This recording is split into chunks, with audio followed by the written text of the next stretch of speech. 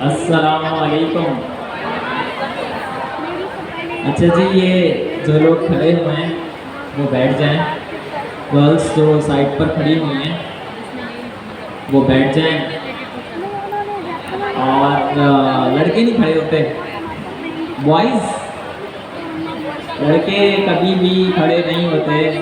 आपको जो है वो एक ऐसी स्टेट में मिलेंगे, एक ऐसी हालत में मिलेंगे कि जिनको बोलने की ज़रूरत नहीं पड़ेगी। बट यू नो कि जीन्स डिफरेंट, तो सारी चीज़ें फिर डिफरेंट हो जाती हैं। खैर, कैसे हैं आप सब लोग? मैं कहाँ से स्टार्ट करूँ, कहाँ पर रुकूँ? I don't know and I don't have any words. Crazy crazy little feelings. खैर, गुड फीलिंग्स हैं क्योंकि हम आज उस जगह पर मौजूद हैं जहाँ का शायद हम लोगों ने खुद भी तसव्वुर नहीं किया था। आप लोग खुद सोचें ना। अच्छा यार, ये शोर शराबा थोड़ा बंद कर दें, बातचीत जो है वो मुकम्मल तौर पर बंद कर दें, थोड़ा बहुत सुन लें, फिर थोड़ा बहुत जो है वो सुना दीजिएगा, एंड सी क्या होता है क्या नहीं। तो मैं ये कह रहा था कि आज से जो है वो 2.5 साल पहले, 2.5 ईयर्स अगो, 2.5 साल गुजर चुके हैं आपको रेगुलरली आते हुए। आपको खुद भी अंदाज़ा नहीं होगा कि यू गाइज आर हेयर, आप सब लोग जो है वो यहाँ पर मौजूद हैं। तो अब बहुत सारी चीज़ें इस 2.5 साल के अरसे में जो है वो आप सब ने की हैं और everything was good for you. अच्छा ये बताएं कि जब पहली क्लास थी तो पहली क्लास में किस किस को प्रोग्रामिंग लैंग्वेजेस के बारे में ढंग का पता था? वो ज़रा हैंड रेज करें जिनको थोड़ा बहुत पता था। ठीक है, अब वो हैंड रेज करें जिनको कुछ भी नहीं पता था, यहाँ पर आकर पता चला था। ज़बरदस्त यार, बेहतरीन। एक बहुत बड़ी अमाउंट है, बहुत सारे स्टूडेंट्स हैं जिन्हें कुछ भी नहीं पता था। मैं आपको एक रियल स्टोरी बताता हूँ। ये Q3 की बात है। 2 भाई बहन हैं, मतलब यही क्लास के स्टूडेंट्स, वो आए मेरे पास। उन्होंने आकर बताया कि सर वी स्टार्टेड अर्निंग $500, हमने $500 जो है वो कमाना शुरू कर दिए बाय डूइंग दिस। तो मैं थोड़ा सा हैरान हो गया क्योंकि उन्होंने जो चीज़ बताई ना वो थोड़ी सी यूनिक थी। मैंने उनसे पूछा कि आप लोग टेक में कब से हैं? मैं बोला सर हमें टेक का क्या, हमें प्रोग्रामिंग का पी भी नहीं पता था, ये भी नहीं पता था कि what we are trying to do, हम कर क्या रहे हैं। बट गाइज वर शार्प, वो बहुत तेज़ थे। दे नो के what to do, how to take their skills and turn those into some sort of revenue. यही है ना भाई, मकसद क्या है यहाँ पर आने का? मकसद क्या है कि आप लोगों ने अपनी स्किल्स को रेवेन्यू के अंदर कन्वर्ट करना है, अपने मेहनत को बिजनेस के अंदर जो है वो कन्वर्ट करना है by doing some sort of X work. ठीक है, एक्स वर्क में क्या क्या चीज़ें आ जाती हैं आप सबको पता है कि एक तो ट्रेडिशनल तरीक़ेकार है पैसा कमाने का, विच इज़ जॉब, कि आप जो है वो कंटिन्यूसली किसी एक के लिए, किसी फ़र्द के लिए जो है वो 8 घंटे काम करेंगे and they will give you some amount of money. ठीक है। सेकेंड इज़ फ्रीलांसिंग, जिसका मार्केट में जो है वो तकरीबन कोई 2017 या 18 से जो है वो बहुत बूम है। वो लोग जो 2018, 19 और 20 और 22 तक भी जो है वो फ्रीलांसिंग कर रहे थे ना, those guys have earn a lot of money, बहुत पैसा कमाया। क्योंकि ये टाइम ही ऐसा था, हर बंदे को जो है वो एक वेबसाइट की ज़रूरत थी, एक एप्लीकेशन की ज़रूरत थी। उस टाइम पर जो है वो लोगों को पता ज़रूर था पर कोई शेप मौजूद नहीं थी। तो फ्रीलांसर्स ने बहुत पैसा कमाया और आज भी कमा रहे हैं। ठीक है। फिर तीसरा जो है वो 2021-2022 से जो है वो we have seen the boom of startups. फिर हमने जो है वो स्टार्टअप्स को देखा कि भाई लोग जो है ना वो काम कर रहे हैं। What is a startup? Startup है क्या? कोई बताएगा? Does anyone have an example और द मीनिंग ऑफ स्टार्टअप? ये जो वर्ड है स्टार्टअप, ये स्टार्टअप क्या है? यहाँ क्या लिखा हुआ है? A startup is a new business created by an entrepreneur to develop a unique product or service, test a business model and achieve rapid growth. मतलब स्टार्टअप कुछ भी हो सकता है। ये ऐसा भी हो सकता है कि भाई आप लोगों ने अपने घर के आगे जो है वो कोई छोटा सा काम स्टार्ट कर लिया, ठीक है। It could be a product, it could be a service. Product का मतलब ये है कि like solving a problem in any specific market, ठीक है। और सिमिलरली जो है वो हमारे पास क्या है, सिमिलरली हमारे पास क्या है, सर्विसेज। सर्विसेज में फिर वही आ जाते हैं कि like you will put your time, ठीक है, और फिर आपको बदले में जो है वो पैसे मिलेंगे, ठीक है। तो जो स्टार्टअप्स की ग्रोथ थी ना, पिछले 5 सालों में हमने जो स्टार्टअप्स की ग्रोथ देखी है, इतनी ग्रोथ ना ही उन लोगों की थी जिन लोगों ने जॉब्स की, ठीक है, ना ही उन लोगों की थी जिन्होंने फ्रीलांस वर्क किया। जो लोग स्टार्टअप्स कर रहे थे ना, like those who are building their own businesses, providing the solution to those who want some sort of stuff, उन लोगों ने बेइंतहा पैसा कमाया, इतना पैसा कमाया कि मेरे पास कोई लफ्ज़ नहीं है बताने के लिए। अब फ्रीलांसर्स की मैं आपको एक एग्जांपल देता हूँ। सर ज़िया को तो हर कोई जानता है, ऐसे ही है ना। सर ज़िया ने अपना 2017 में एक प्रोजेक्ट क्लोज किया था। सर ज़िया ने हमें दिखाया क्लास में। It was about $1 million. How much? एक प्रोजेक्ट, नॉट 10, नॉट 100, नॉट 1000। एक प्रोजेक्ट जो है वो कितने का क्लोज किया था? $1 मिलियन। समझ रहे हैं? बहुत बड़ी अमाउंट है। और ये कब की बात है? ये 2017 की बात है। समझ रहे हैं? तो आप सर ज़िया को हल्के में मत लीजिएगा कि भाई सर ज़िया जो है वो बस रैंडमली ग्रुप में जो है वो चीज़ें शेयर कर रहे होते हैं। He is an researcher. Sir Zia को पता है कि वो क्या चीज़ जो है वो रिसर्च कर रहे हैं और क्या चीज़ वो शेयर कर रहे हैं। हम में से बहुत से लोग जब पैदा भी नहीं हुए थे ना, तब सर ज़िया ने इनिशिएटिव लिया था जिसका नाम था बदर IT इनिशिएटिव। ये कब की बात है? ये 1999 या 2000 की बात है ये।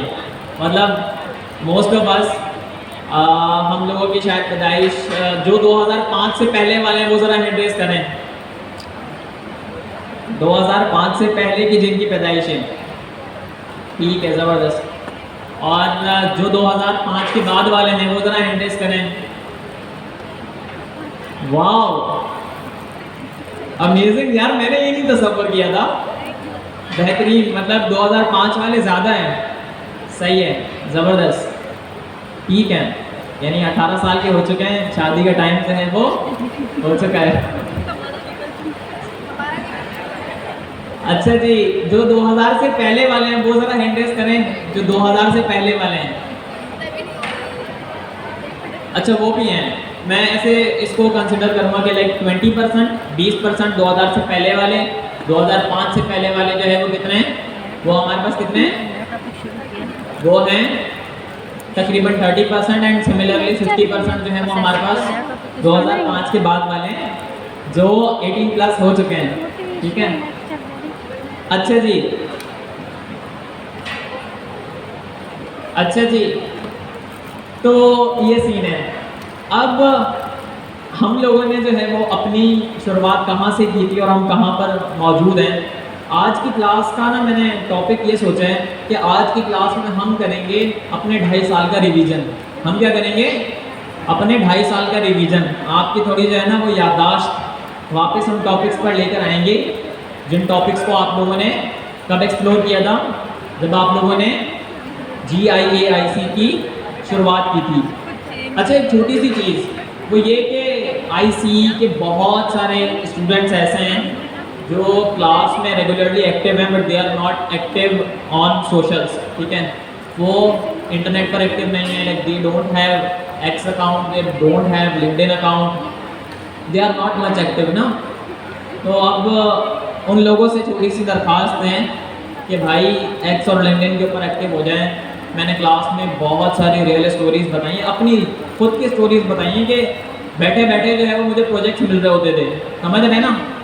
और वो कहाँ से मिलते थे? वो X एंड LinkedIn से ही मिलते थे। क्यों? बिकॉज आई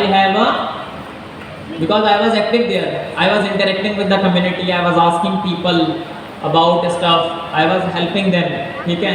और फिर मुझे जो है वो प्रोजेक्ट्स मिलना शुरू हो गए। खैर, तो मैं ये कह रहा था कि X एंड LinkedIn के ऊपर जो है वो एक्टिव हो जाएं, ठीक है। और वो लोग जो क्लास का पार्ट तो हैं पर क्लासेस में रेगुलरली नहीं आते हैं मजबूरी की वजह से, या हम इसे कोई और वर्ड भी दे सकते हैं, वो लोग जो है वो, ये आपको QR कोड नज़र आ रहा होगा, ये स्कैन कर हमारा जो क्लास का चैनल है या मेरा जो स्पेसिफिक चैनल है उसे ज्वाइन कर लें। I will be sharing awesome stuff. कुछ अरसे के अंदर जो है वो इंशाल्लाह मैं कुछ क्रेज़ी चीज़ें करने वाला हूँ, वेरी वेरी क्रेज़ी स्टफ, ठीक है। कुछ ऐसी चीज़ें करने वाला हूँ जो शायद आप सब लोगों के लिए एक साथ बेनिफिशियल होगी।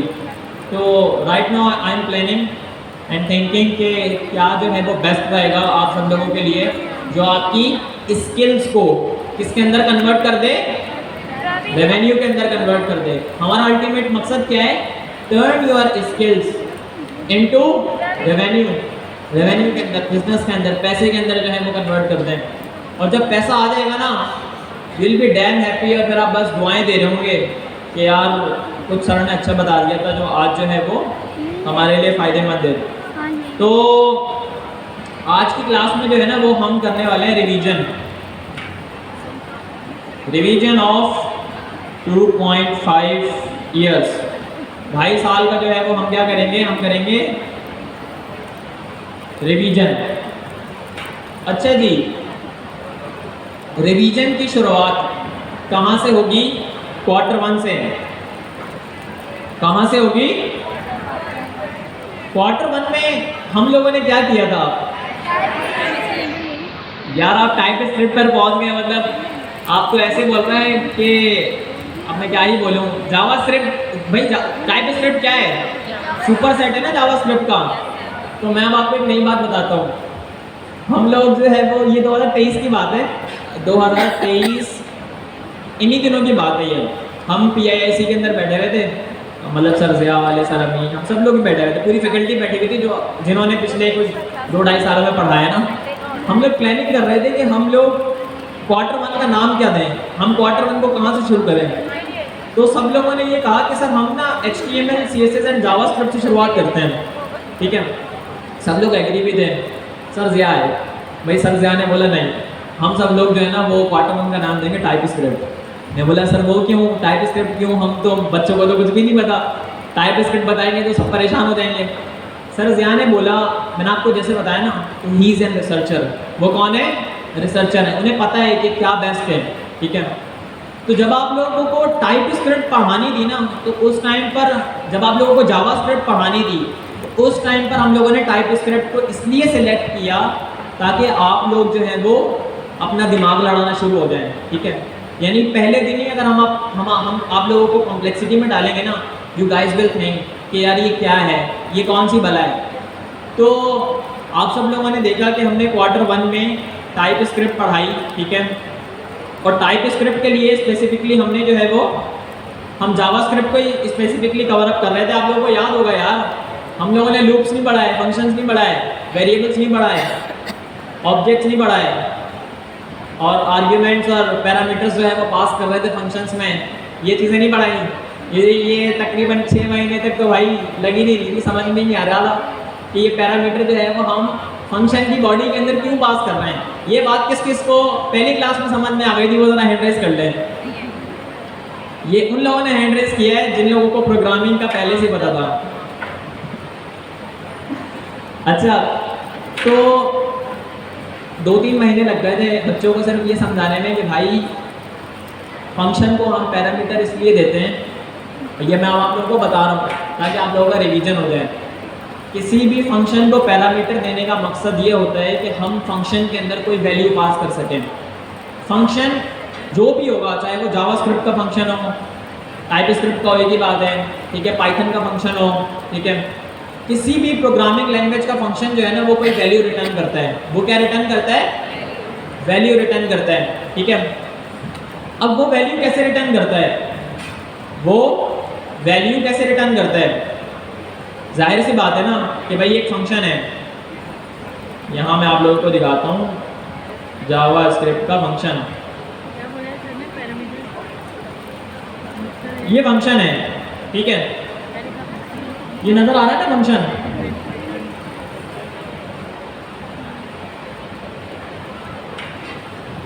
ये फंक्शन है, फंक्शन के कीवर्ड से जो है वो हम फंक्शन को क्रिएट करते हैं, उसके बाद जो है वो हम फंक्शन का नाम देते हैं, ठीक है। उसके बाद हम पैरेंथेसिस देते हैं, पैरेंथेसिस के अंदर जो है वो हम कुछ वैल्यूज़ पुट करते हैं।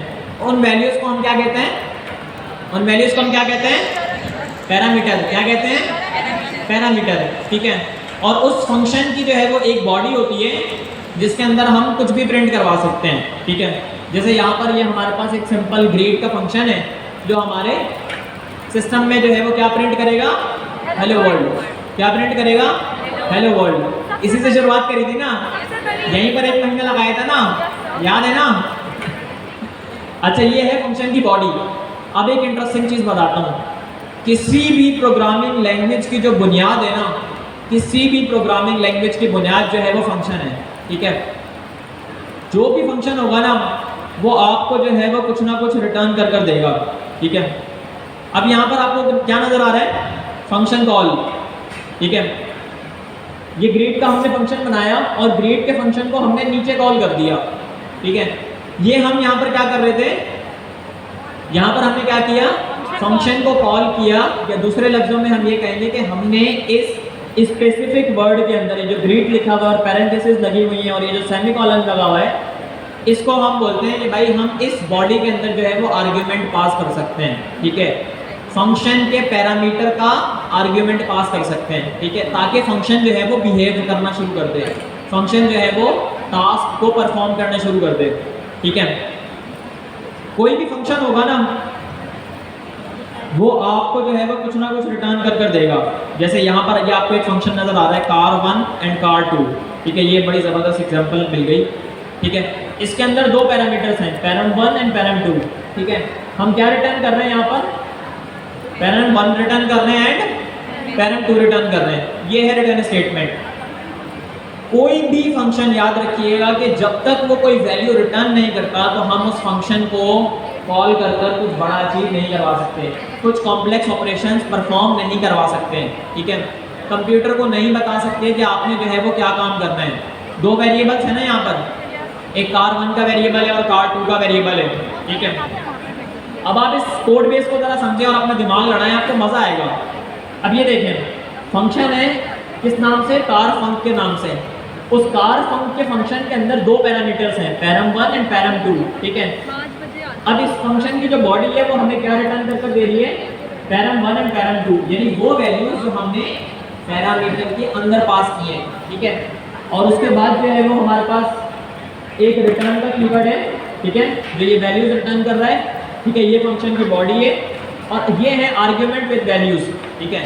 अब हम डायनेमिकली वैल्यूज को कैसे गेट कर रहे हैं, ये जो कार फंक को मैंने कॉल किया है, ठीक है, फंक्शन की इन्वोकेशन की है, ये जो वर्ड्स है ना ये याद करना शुरू करते हैं, क्योंकि अब आप सब लोग हाथ से कोड नहीं लिख रहे हैं। No one is writing the code with their hands, everyone is using our beautiful brother the one and only AI, the one and only. अब एआई में जो है वो जो लोग जिनके पास 2-4 रुपए हैं वो क्या यूज़ कर रहे हैं, वो क्लाउड कोड यूज़ कर रहे हैं, कुछ लोग कर्सर यूज़ कर रहे हैं, कुछ एंटी ग्रेविटी यूज़ कर रहे हैं, ठीक है। So everyone is using some sort of tooling to do their stuff ना।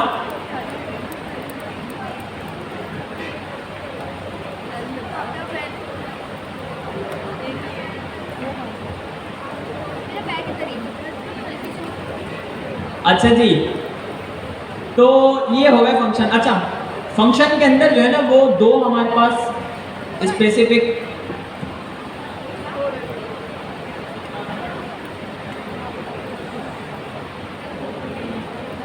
अच्छा फंक्शन जो है वो हमारे पास क्या वैल्यूज रिटर्न कर रहा है, फंक्शन हमारे पास वैल्यूज रिटर्न कर रहा है या हमारे पास वेरिएबल्स रिटर्न कर रहा है। ये जो फंक्शन को हम कॉल कर रहे हैं तो ये फंक्शन जो है वो बेसिकली हमें वैल्यूज रिटर्न कर कर दे रहा है या ये हमें वेरिएबल्स रिटर्न कर रहा है, ये टेक्निकल सवाल है। जो लोग बोल रहे हैं कि भाई वेरिएबल रिटर्न कर रहा है वो ज़रा हैंड रेस कर लें, जो लोग बोल रहे हैं कि भाई वैल्यू रिटर्न कर रहा है वो ज़रा हैंड रेस कर लें। भाई साहब, ये जिन लोगों ने हैंड रेस किया था ना सेकंड टाइम, वो सब लोग गलत बोल रहे हैं। वैल्यू तो तब आएगी ना जब वेरिएबल आएगा। वैल्यू किसके अंदर मौजूद है, वेरिएबल के अंदर मौजूद है। तो ये फंक्शन जो है वो car1 एंड car2 को रिटर्न कर रहा है और फिर जो है वो ये सिंपल एज दैट क्लोज हो रहा है, ठीक है। अच्छा जी, सिमिलरली हमने जो है वो टाइप स्क्रिप्ट के अंदर बहुत सारी चीज़ें देखी, ठीक है। टाइप स्क्रिप्ट में हमने सबसे पहले तो वेरिएबल्स को देखा, ठीक है। उसके बाद हमने जो है वो ये देखा कि भाई ग्लोबल वेरिएबल्स कौन से होते हैं, इनलाइन वेरिएबल्स कौन से होते हैं। ये जो मैं वर्डिंग यूज़ कर रहा हूँ ना, ये याद रखना ज़रूरी है, क्योंकि समटाइम कुछ एक वक्त ऐसा आएगा जब आप लोग जो है वो कोड कर रहे होंगे but you will never ever know कि चल क्या रहा है आपके कोड में। तो उस टाइम पर जो है वो अगर आपको ये पता होगा कि भाई फंक्शंस ये होते हैं, ठीक है, इनको हम ऐसे कॉल करते हैं, इनमें ऐसे वैल्यूज़ पास करते हैं, तब आप जो है वो एक एक्सपीरियंस प्रोग्रामर बन जाएंगे। आप में और एक ऐसे शख्स में जिसके पास, दोनों के पास जो है वो AI टूलिंग अवेलेबल है, किसको मैं प्रायोरिटी दूंगा? उसको दूंगा जिसके पास जो है वो फाउंडेशनल स्किल्स होंगी। जिसके पास क्या होगा? फाउंडेशनल स्किल्स होंगी, यानी जिसको ये पता होगा कि हम लोग ये कोड बेस जो है वो रन कैसे कर रहे हैं, ठीक है। अच्छा जी, हमने फिर इसके अलावा जो है वो ऑब्जेक्ट्स को देखा। ऑब्जेक्ट्स भी बड़ी बुनियादी चीज़ हैं किसी भी प्रोग्रामिंग लैंग्वेज की, ठीक है। ऑब्जेक्ट क्या है? What is a JavaScript object? JavaScript object क्या है? भाई डेटा स्ट्रक्चर है ना एक, ठीक है, इसके अंदर हम डेटा स्टोर करते हैं ना। तो यहाँ पर ये लिखा हुआ है कि basically it stores data as an collection of key value pairs. As an क्या है? Collection of key value pairs, ठीक है। अब यहाँ पर हमारे पास एक ऑब्जेक्ट है, ठीक है, ये ऑब्जेक्ट है जावास्क्रिप्ट का, ठीक है। ऑब्जेक्ट का नाम क्या है? पर्सन है, ठीक है। ये है ऑब्जेक्ट का नेम, ऊपर देखें यहाँ पर, ठीक है। उसके बाद जो है वो हमारे पास ऑब्जेक्ट के अंदर कुछ प्रॉपर्टीज़ हैं, ठीक है। पहली प्रॉपर्टी कौन सी है? फर्स्ट नेम, ठीक है। फर्स्ट नेम क्या है? फर्स्ट नेम की वैल्यू क्या है? जॉन, ठीक है। एंड उसके बाद हमारे पास जो है वो सेकंड प्रॉपर्टी है, ठीक है, जिसकी वैल्यू क्या है? और उसके बाद जो है वो हमारे पास फिर तीसरी प्रॉपर्टी है, वो क्या है? ये इसकी वैल्यू क्या है? एज की वैल्यू क्या है? 50, ठीक है। तो की वैल्यू पेयर्स, ठीक है, की राइट साइड पर जो है वो की, ठीक है, सॉरी लेफ्ट साइड पर जो है वो की एंड देन राइट साइड पर जो है वो वैल्यू हम स्टोर करेंगे किसी एक स्पेसिफिक बताएं प्रॉपर्टी के तौर पर इसे कंसिडर करेंगे। और जब मल्टीपल प्रॉपर्टीज एक साथ मिल जाएंगी तो हम इसको क्या कहेंगे? हम इसको कहेंगे स्पेसिफिकली ऑब्जेक्ट, ठीक है, जो की वैल्यू स्टोर्स को स्टोर करता है, ठीक है, as a data collection to do some sort of stuff, ठीक है। अच्छा जी, जावास्क्रिप्ट के अंदर और बेहतर चीज़ें कौन कौन सी हैं? लूप्स हैं। लूप्स तो भाई आजकल छाए में ऐसे ही है ना।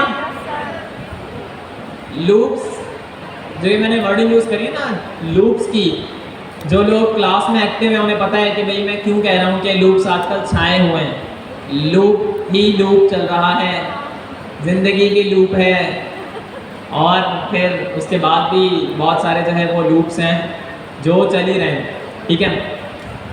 अच्छा, लूप्स का काम क्या होता है? What is a loop? Loop क्या है? चलते रहना। भाई ये बोल रही नहीं चलते रहना, नहीं भाई, जावास्क्रिप्ट का लूप रुकता भी है अगर हम कोई उसे कंडीशनल स्टेटमेंट दे देना। कंडीशनल स्टेटमेंट क्या होती है? What is a conditional statement in JavaScript और टाइपस्क्रिप्ट? जी, हम इफ एल्स के अंदर भी जो है वो लूप्स को लगा सकते हैं, इफ एल्स के बाहर भी लूप्स को लगा सकते हैं। तो जो जावास्क्रिप्ट के लूप्स हैं ना, वो बेसिकली क्या करते हैं? वो हमारे लिए किसी भी टास्क को सब अपने खुद चूज करते हैं, रेपिटेडली फॉर्म के अंदर जो है वो चलने के लिए इस्तेमाल किए जाते हैं। फॉर एग्जांपल, मैं कहता हूँ कि डेली सुबह 5 बजे नईम भाई का मोबाइल का अलार्म बजना शुरू हो जाए, ठीक है। आप लोगों ने एक मिनट ज़रा सुने, इंटरेस्टिंग चीज़ आई ध्यान में। आप लोगों ने कभी सोचा है कि ये जो आप मोबाइल के बाद अलार्म लगाते हैं, जो लोग फजर पढ़ते हैं वो लोग लगाते हैं सुबह 5 बजे का उठने का, ये आप लोगों ने कभी इमेजिन किया है कि ये पूरे 5 बजे क्यों ट्रिगर होता है? कभी सोचे इसके पीछे क्या लॉजिक हो सकता है? सोचा है कभी? कभी मैं तो कह रहा हूँ एक छोटा सा जो है ना वो लूप बनाइएगा जो डेली जो है वो 5 बजे आपको व्हाट्सएप पर मैसेज करे, बल्कि ये तो एक सिंपल टास्क हो जाएगा जो आपके मोबाइल को जो है वो एक अलार्म के अंदर कन्वर्ट कर दें। तो बेसिकली ये जो हमारे पास लूप्स है ना, लूप्स ये बहुत सारी जगहों पर इस्तेमाल हो रहे होते हैं, ठीक है। हम इन्हें अगर जावास्क्रिप्ट की दूसरे प्रिमिटिव्स के साथ इस्तेमाल करें ना तो हम बहुत सारे डायनामिक केसेस भी कर सकते हैं। जैसे भाई सुबह 5 बजे जो है वो मैं उठा, ठीक है, अलार्म की मदद से, ठीक है, या मैं पूरी रात सोया ही नहीं। आप लोगों में से रात को कौन सोता है या फजर के बाद ही सोते हैं? जो लोग फजर के बाद सोते हैं वो ज़रा हैंड रेज़ करें। Let me see how many people. फजर के बाद का मतलब ये कि फजर पढ़ के सोते हैं, ठीक है। और 12 बजे कौन सो जाते हैं? वो ज़रा हैंड रेज़ करें। Good good good. अच्छा, ये जो 12 बजे सोते हैं 5 बजे उठते हैं फिर फजर के लिए, वो ज़रा हैंड करें जो 12 बजे सोते हैं और फिर 5 बजे फजर के लिए भी उठ जाते हैं। सही है, ज़बरदस्त। और रात को 2 बजे सोने वाले? सही सही सही सही। 10 बजे वाला कोई है? नहीं, एक बंदा। वाह, अमेजिंग यार, बेहतरीन। इस तरफ से किसी ने भी हैंड रेज नहीं किया, उस तरफ से 2-4 जो है वो हैंड रेज मुझे दिखाई दिए। ये लग रहा है ये इनके बच्चे होंगे जिनको सुबह स्कूल भेजना होगा, उनके लिए थोड़ी सी मेहनत और मुशक्क़त जो है वो फिर माँ बाप को करनी पड़ती है। भाई बच्चे हो जाते हैं ना तो फिर रातों की नींदें उड़ जाती हैं। वाकई में मजाक नहीं, मतलब मैं आपको एक छोटी सी अपनी रियल वर्ल्ड एग्जांपल दे देता हूँ। मतलब मेरी नहीं है, अभी मेरी नहीं हुई। नहीं, मैं बोल रहा यार आप कैसे रियल वर्ल्ड एग्जांपल दे रहे हैं? आपके तो है नहीं भाई, मेरा भी तो घर है ना।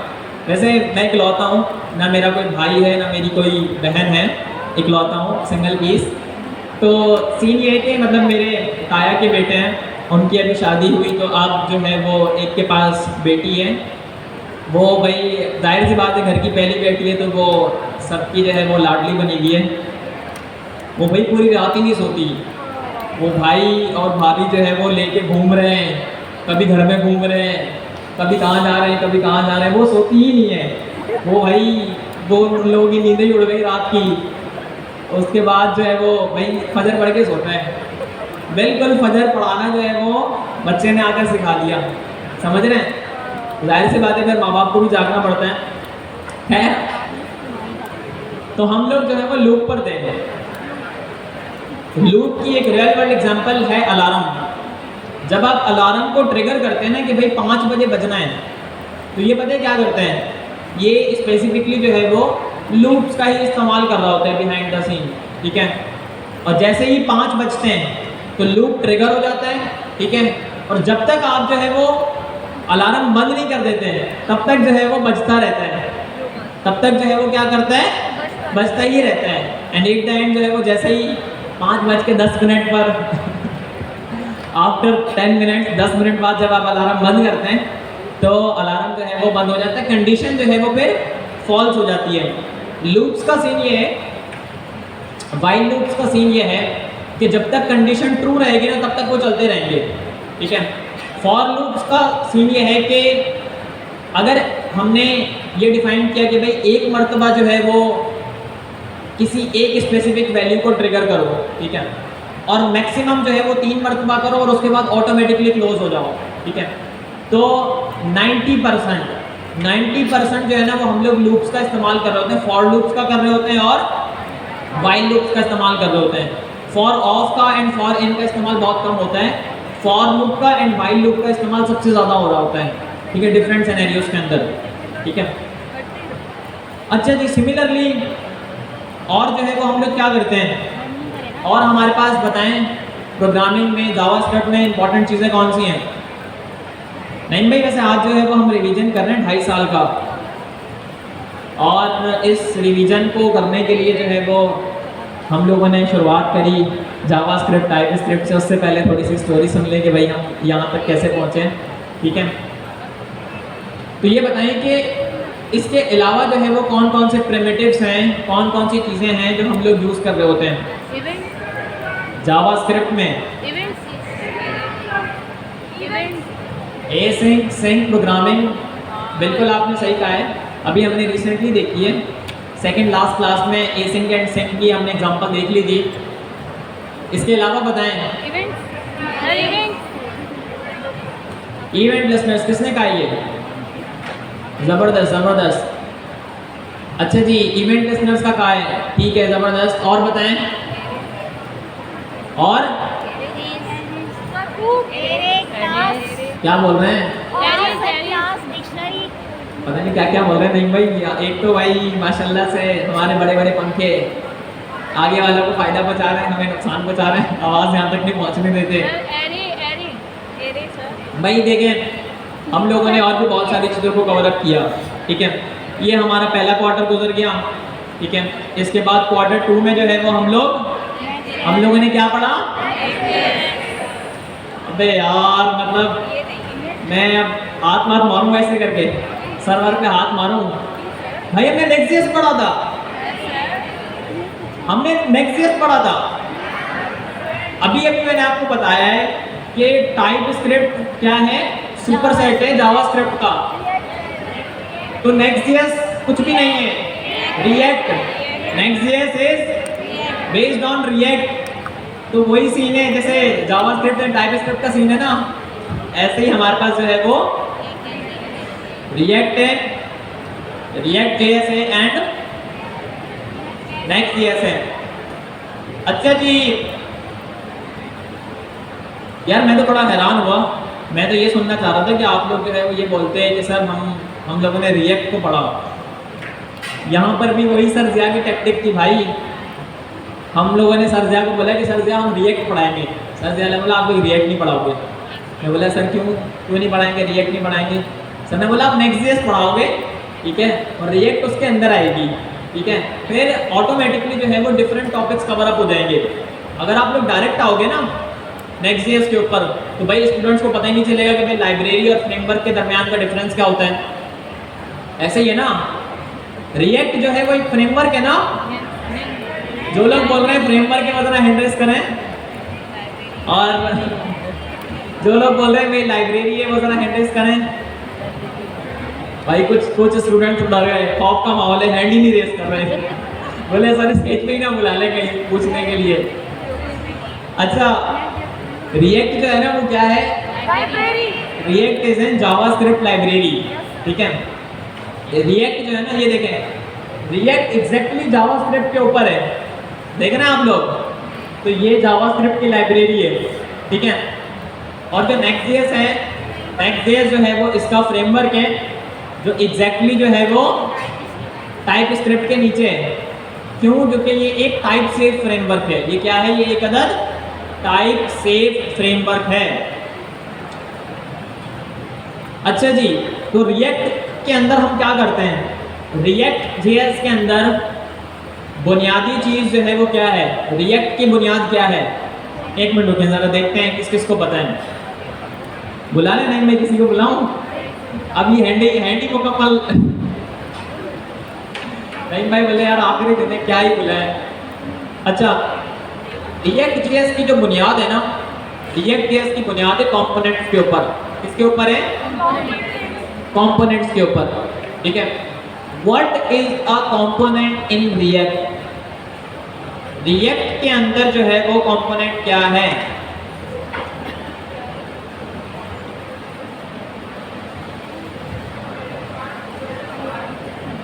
हाँ जी, कंपोनेंट क्या होता है? जिसके अंदर हम कोड लिखते हैं। ये कोड तो हम जावास्क्रिप्ट में भी लिखते हैं, टाइपस्क्रिप्ट में भी लिखते हैं। तो हम कंपोनेंट में क्या करते हैं? मैं ये पूछना चाह रहा हूँ। एक UI का हिस्सा बनाते हैं। जबरदस्त, ये आपने जो है वो सही एग्जांपल दी है।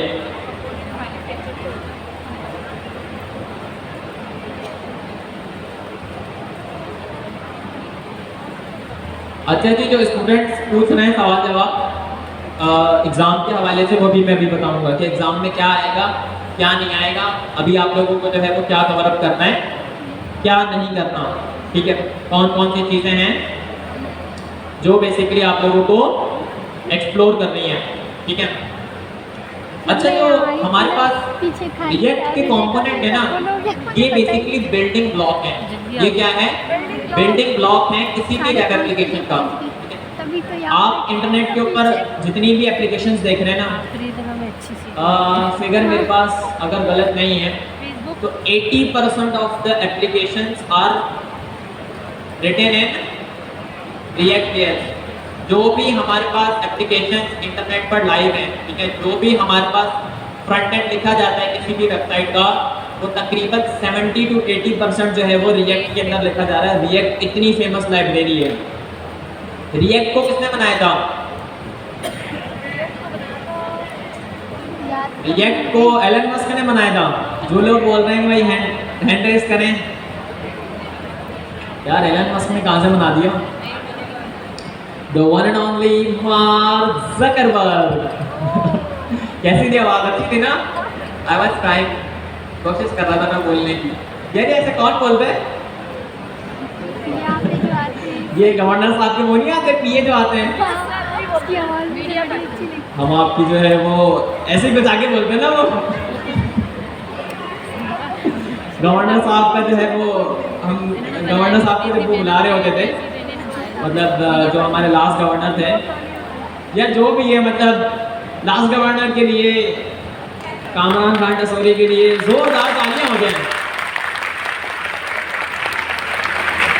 नो डाउट कि उनकी वजह से आज जो है वो हम गवर्नर हाउस में बैठे हैं, नहीं तो कोई दूर दूर तक जो है वो मौके नहीं थे यहाँ तक रसाई के ना। तो he is literally an good person, और उन्होंने ये इनिशिएटिव लिया, और फिर उसके बाद जो है वो शुक्रिया तो इनका भी बहुत बनता है, सैयद निहाल हाशमी का। इन्होंने कंटिन्यू किया, इन्होंने समझा कि भाई एजुकेशन, IT, टेक कितना इम्पोर्टेंट है। तो खैर कुछ लोग होते हैं जो बहुत बेहतर अंदाज से समझ जाते हैं, जिनके डिसीजन जो है ना वो बहुतों की ज़िंदगी बदल देते हैं। तो जो हमारे एक्स गवर्नर हैं, उनकी वजह से आज जो है वो देखें कितने सारे स्टूडेंट्स बैठे हुए हैं, हज़ारों तलबा है नहीं है, पढ़ रहे नहीं पढ़ रहे। फॉर एग्जांपल यार, कोई 100-200 की ज़िंदगी बदल गई, कोई मिलियनर्स बन गए, तो जाहिर सी बात है पाकिस्तान में ही इम्पैक्ट क्रिएट कर रहे होंगे ना, ऐसे ही है ना। तो किसी के छोटे छोटे, किसी के बड़े बड़े जो है वो इनिशिएटिव लेने से ना बहुत बड़ा इम्पैक्ट क्रिएट हो जाता है सोसाइटी पर। जैसे सर जिया ने, मैंने आपको बताया था ना, 1998 में बदर के नाम से एक इनिशिएटिव लिया था, ठीक है, वो पाकिस्तान का पहला टेक इनिशिएटिव था। ये 98 की बात है। तब सर जिया जो है वो सिर्फ जावा प्रोग्रामिंग लैंग्वेज पढ़ाते थे, ठीक है, जो इंटरप्राइज एप्लीकेशंस को डेवलप करने के लिए बनाई जाती है ना। आपको पता है कि जो बैंकिंग एप्लीकेशंस हैं और मतलब जो सेंसिटिव एप्लीकेशंस है ना, जहाँ पर फॉर एग्जांपल पैसे की लेन देन में या जहाँ पर जो है वो सिक्योरिटी की जो है वो बहुत ज़्यादा नीड है, वहाँ पर जावा यूज़ हो रही होती है। सर जिया ने ये कुछ टाइम की जो जदीद तरीन टेक्नोलॉजी थी वो पढ़ाई थी, ठीक है। तो वैसे ही आज जो है वो जैसे इन्होंने इनिशिएटिव लिया, आज जो है वो कितने लोगों की ज़िंदगी तब्दील हुई। So good to see that यार। तो अच्छा जी, रिएक्ट कंपोनेंट की बात कर रहे थे। React components are building block of every web page, ठीक है, every UI, every stuff you see on the web application, ठीक है।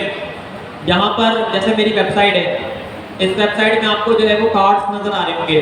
ये कार्ड है, एक कार्ड है, ठीक है, दूसरा कार्ड है, ये छोटे छोटे जो है वो थोड़े से कार्ड्स हैं, ये सारे कार्ड्स हैं, ये कुछ भी, ठीक है। हम इसको कहेंगे कि ये एक ब्लॉक है।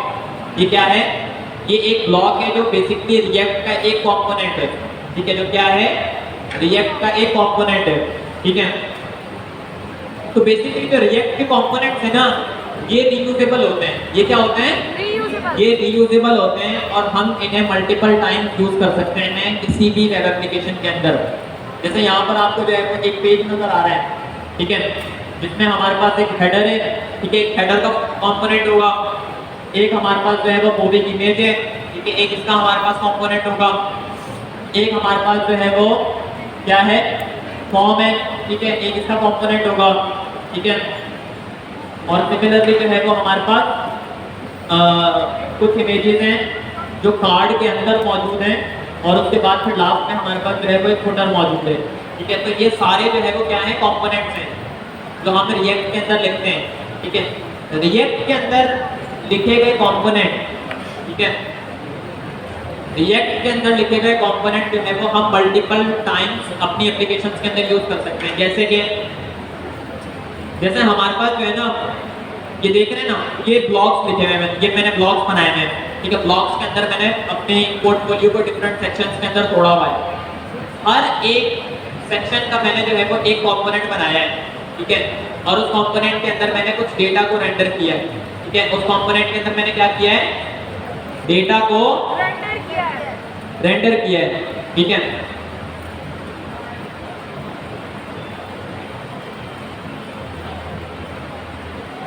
अब यहाँ पर जो है वो कोई हम एग्जांपल देख लेते हैं।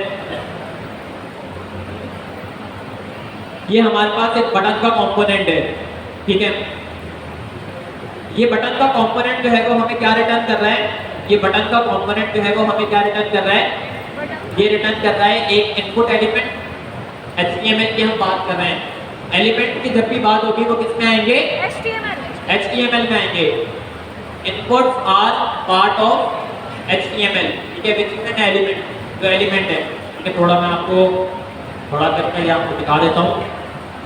अच्छा जी, ये हमारे पास एक कंपोनेंट है, ठीक है। फंक्शन के कीवर्ड से जो है वो मैंने ये कंपोनेंट डिक्लेयर किया है जो मुझे कुछ रिटर्न कर दे रहा है, ठीक है। फंक्शन को फाइंड आउट करने का तरीका ये है कि हम बेसिकली रिटर्न स्टेटमेंट को देखेंगे फंक्शन की, ठीक है। अच्छा जी, रिएक्ट के अंदर आपको पता चल गया कि आप लोग जो है वो क्यों कंपोनेंट्स का इस्तेमाल कर रहे होते हैं। कंपोनेंट्स के अलावा रिएक्ट के अंदर जो है वो इंपॉर्टेंट चीज क्या है जी, blocks, route, no no no no no, hooks. React के अंदर जो है वो सेकंड इंपॉर्टेंट चीज हमारे पास क्या है, हुक्स हैं, ठीक है। अच्छा जी, रिएक्ट के हुक्स क्या हैं, what are the hooks in React, कौन बताना चाहेगा? अब जबरदस्त यार, आप तो ऊपर आकर बता दें, आ जाए आ जाए आ जाए।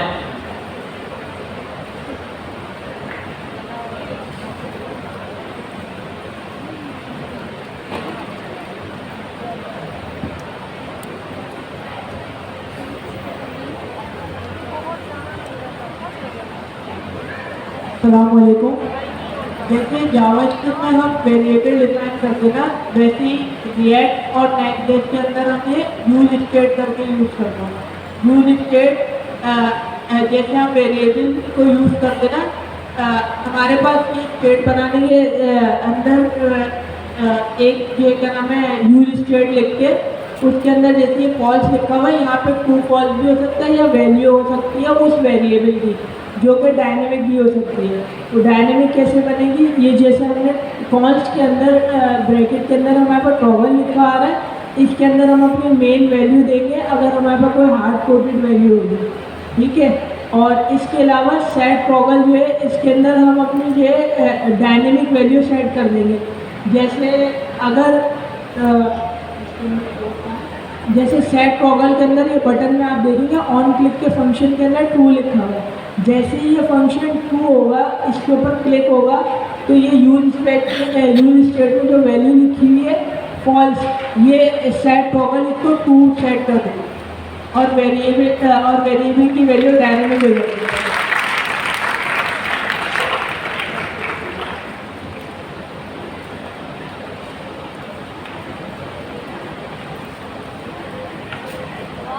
अच्छा जी, तो हम लोगों ने देखा, मोहम्मद समी ने बिल्कुल सही बताया, पर इन्होंने ये नहीं बताया कि हुक्स क्या होते हैं।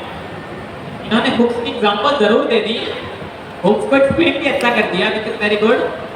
What is a hook in React? Hook क्या होता है रिएक्ट के अंदर?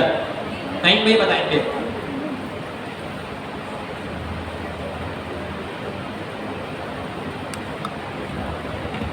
अस्सलाम वालेकुम।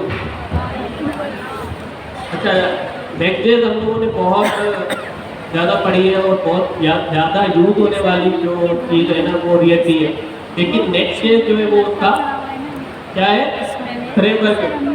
रिएक्ट इतनी ज़्यादा पॉपुलर है शक्ल ए, चलने का अंदाज।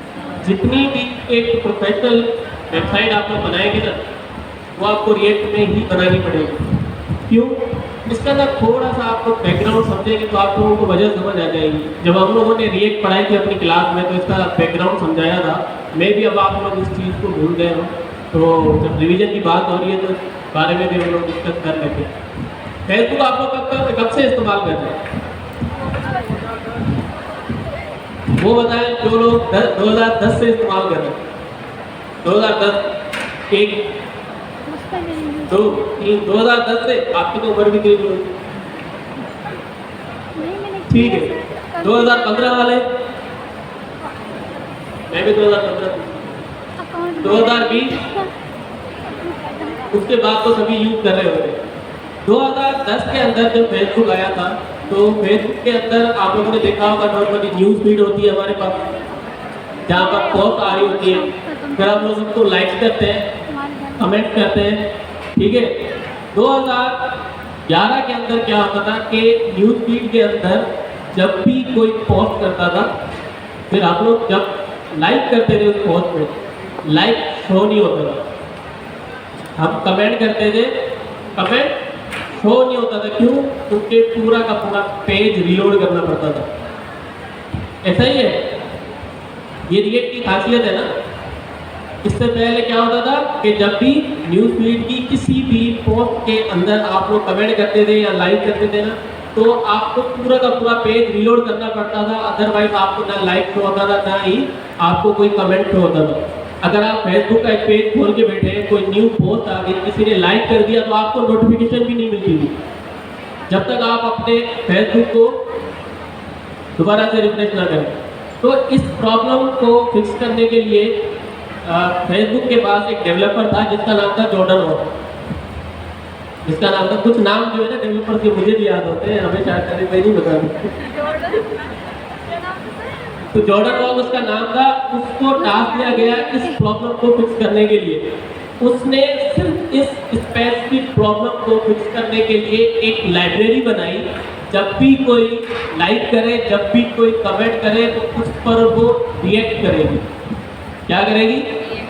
जब भी कोई लाइक करे या कमेंट करे तो उस पर वो रिएक्ट करेगी। तो उसका नाम ये लोगों ने रख दिया क्या? रिएक्ट। तो रिएक्ट की वजह से आप अगर लाइक करते हैं तो फौरन से आपको दिख रहा होगा कि काउंट बढ़ गया, पहले 5 लाइक के अब 6 हो गए। मैंने कमेंट डाला, वो कमेंट आ गया, पहले पेंडिंग में था, कमेंट हो गया, आपको पेज रिफ्रेश नहीं करना पड़ा। तो ये लाइब्रेरी फेसबुक की तरफ से बनाई गई, सही है। जॉर्डन वॉल 2011 में इसको बनाया गया था और 2013 के अंदर इसको ओपन सोर्स कर दिया गया था ताकि दुनिया में इसको यूज करे। उसके बाद धीरे धीरे इसके अंदर इम्प्रूवमेंट आती रही। देन जो है ना, फिर इसको फुल स्टैक बना दिया गया।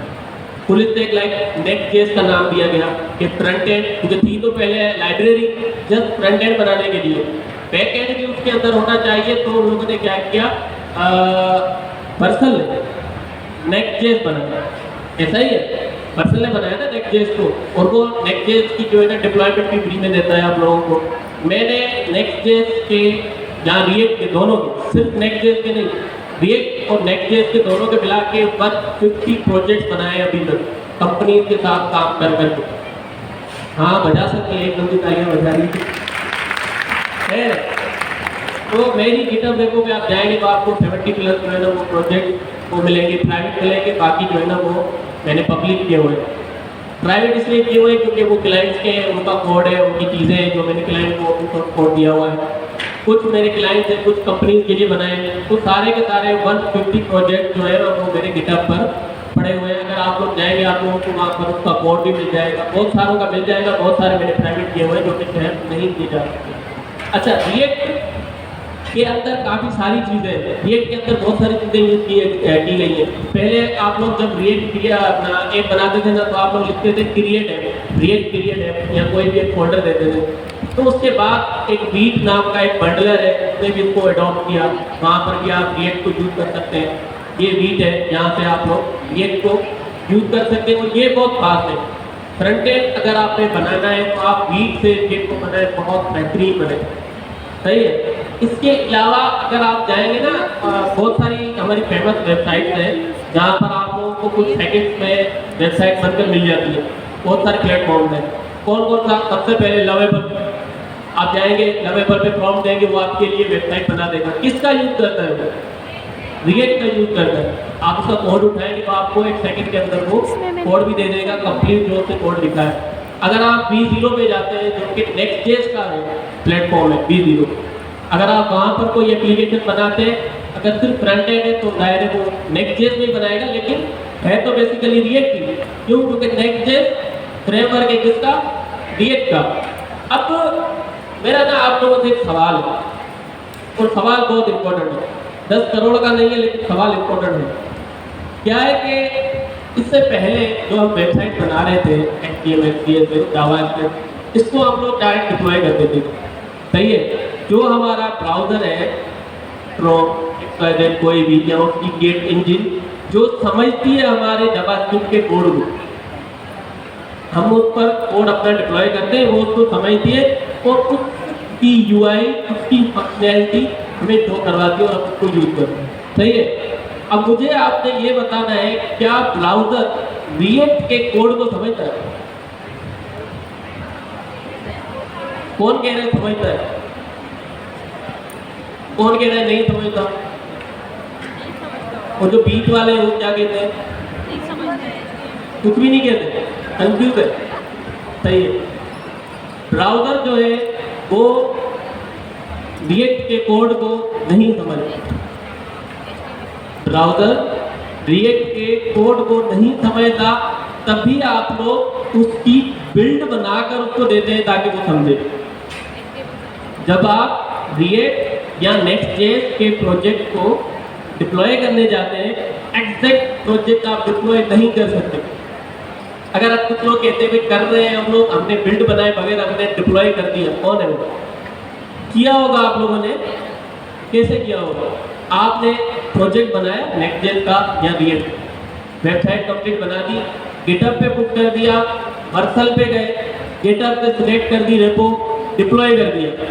आपको कहीं बिल्ड बनाने की ज़रूरत ही नहीं पड़ी, कहीं ज़रूरत पड़ी? नहीं पड़ी। तो आप कह रहे हैं कि हमने बगैर बिल्ड के प्रोजेक्ट को डिप्लॉय कर दिया। आपने बिल्ड नहीं बनाई लेकिन वर्सल ने बना दी। जब आप अपना कोई प्रोजेक्ट सिलेक्ट करते हैं गिटहब से, तो वर्सल क्या करता है, वो आपके उस कोड को उठाता है, उठाने के बाद आपके उस प्रोजेक्ट की बिल्ड क्रिएट करता है। उस बिल्ड को क्रिएट करने के बाद वो कोड कन्वर्ट हो जाता है HTML और जावास्क्रिप्ट के अंदर, लेकिन वो कोड भी इतना अंडरस्टैंडेबल नहीं होता। अगर आप एक नॉर्मल HTML से जावास्क्रिप्ट का कोड देखेंगे, उसमें और उस बिल्ड के कोड में ज़मीन आसमान का फर्क होगा। पिक्चर्स भी होंगी, जावास्क्रिप्ट की फाइल्स भी बनी होंगी, एसेट्स के फोल्डर्स भी होंगे उसके अंदर, लेकिन आपको वो कोड उतना समझ में नहीं आएगा।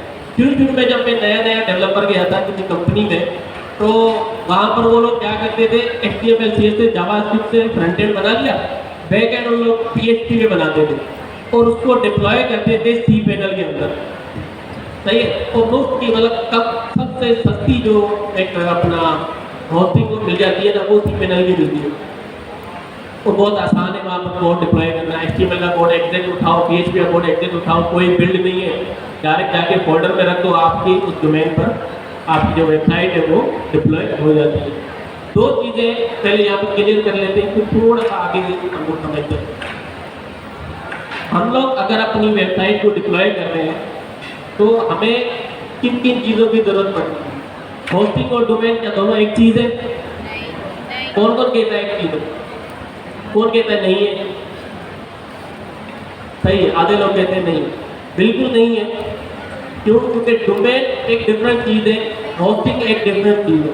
होस्टिंग के लिए आप अपने कोड को कहीं होस्ट करते हैं, सर्वर का कोई हिस्सा आप परचेज करते हैं और वहाँ जाकर आप अपना कोड रख देते हैं, सही है। और फिर दुनिया को बताने के लिए कि आप जाकर मेरा कोड देखो, उसके लिए डोमेन परचेज करते हैं और उस डोमेन को उस होस्टिंग के साथ लिंक कर देते हैं, ताकि वो आपकी लिंक से, आपकी यूआरएल से, आपकी डोमेन पे क्लिक करके आपकी वेबसाइट पर जाए जो आपने कहीं सर्वर पे रखी हुई है, सही है। दो डिफरेंट चीज़ें। अब जो cPanel है वो HTML से जावास्क्रिप्ट समझता है, PHP को बड़े आसानी से समझता है, बिल्ड बनाने की जरूरत नहीं होती। अब मैं गया डायरेक्ट रिएक्ट डेवलपर, सही है। मुझे बोला अपना एक उनका बाहर का पार्टनर है, कहीं कहाँ पे रहता है, यूएस टेक्सास में रहता है, यूएस टेक्सास का शहर है, वहाँ पे रहता है। उसने कहा कि भाई आप अपने डेवलपर को बोलो कि वो मुझे अपना 100% दे के मेरे एक दोस्त की वेबसाइट बनाए, जो कि वो खुश हो जाए, क्योंकि वो राजी नहीं हो रहा वेबसाइट पर। उन्होंने मुझे टास्क दिया, मैंने कहा ठीक है, एक पे या नेक्स्ट पे बनाऊंगा, बहुत सारी एनिमेशन वगैरह बना के उसको मैं डिप्लॉय करके दे दूंगा, वो खुश हो जाएगा, सही है। मैंने मेहनत की, मैंने तकरीबन 6 घंटे लगाए। 6 घंटे के बाद एक कंप्लीट वेबसाइट मैंने उसके लिए रेडी कर दी। मेरा लैपटॉप बंद है, वरना मैं अभी आप लोगों को दिखा दूँगा शायद। अच्छा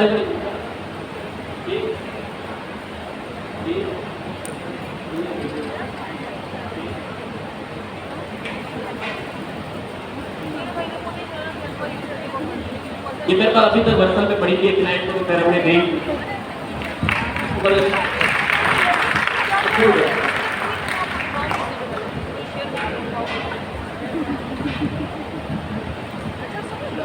ये वेबसाइट उन्होंने कहा कि यार आप अपना 100% दें, तो मेरे लिए जो है ना, मेरे फ्रेंड के लिए जो वेबसाइट बना दें। वो एक जो है ना सेलिब्रिटी है, वो फुटबॉल खेल रहा है, ये मेरे ख्याल में यूएस वालों की फुटबॉल है, तो ये खेलते हैं, तो उनकी जो है ना वो वेबसाइट बनानी है, क्योंकि वो शो करते हैं और बहुत बड़ी उनकी ऑडियंस है।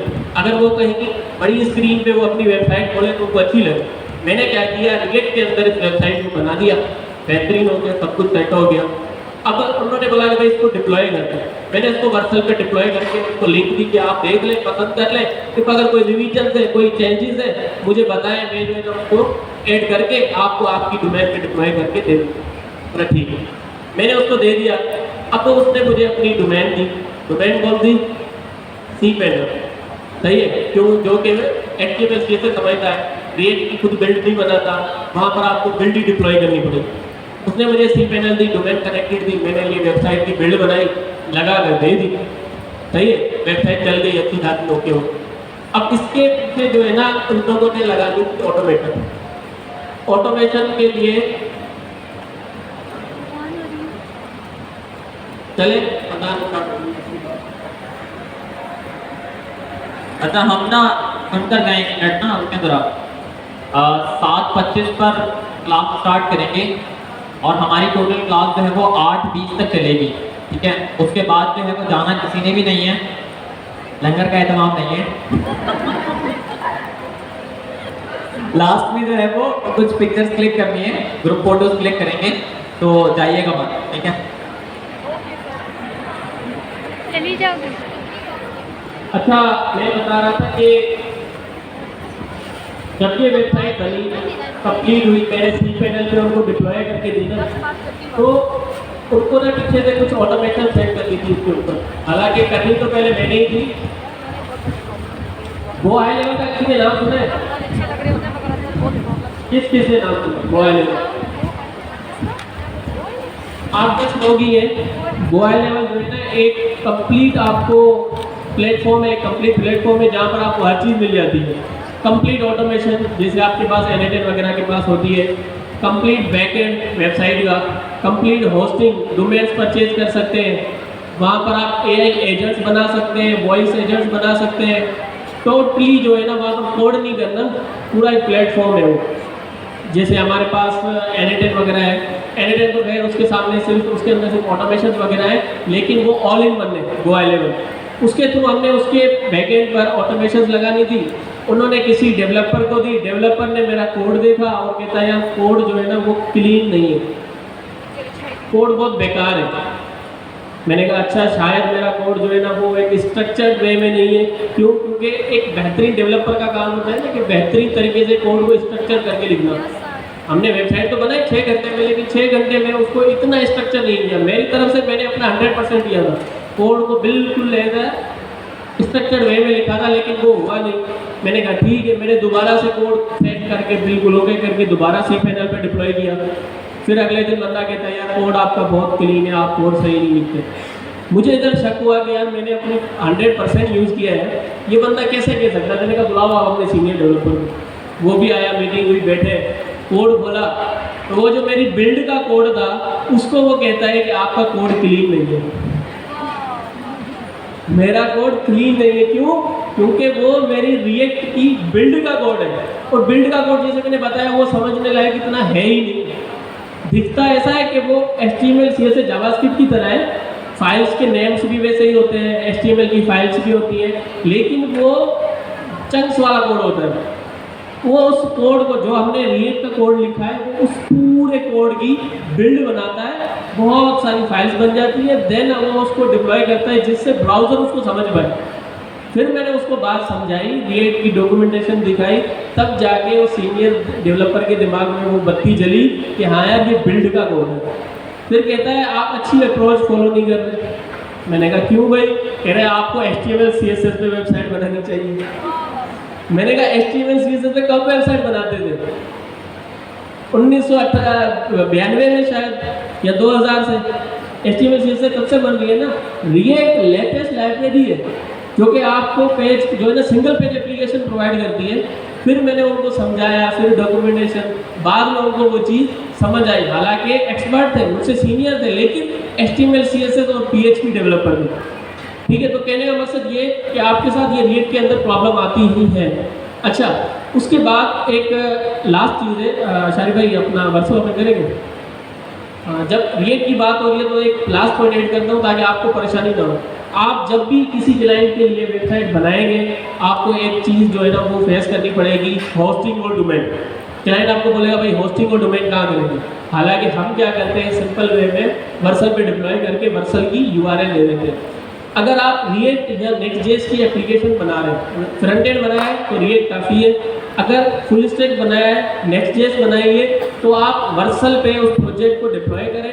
जो भी आपने प्रोजेक्ट डिप्लॉय किया है इस पर क्लिक करें, किसी भी प्रोजेक्ट पे आप क्लिक करें और उनको कहें कि सिर्फ आप हमें डोमेन प्रोवाइड करें।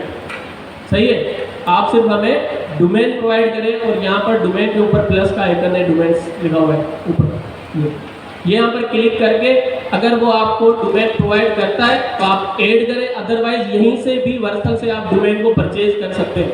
ये आपके पास बहुत मसला आएगा, क्लाइंट बोलेगा मेरे पास फिलहाल होस्टिंग है, फिलहाल जो है ना ये डोमेन है, या उसको समझ नहीं आएगी या उसके बजट में नहीं होगी होस्टिंग।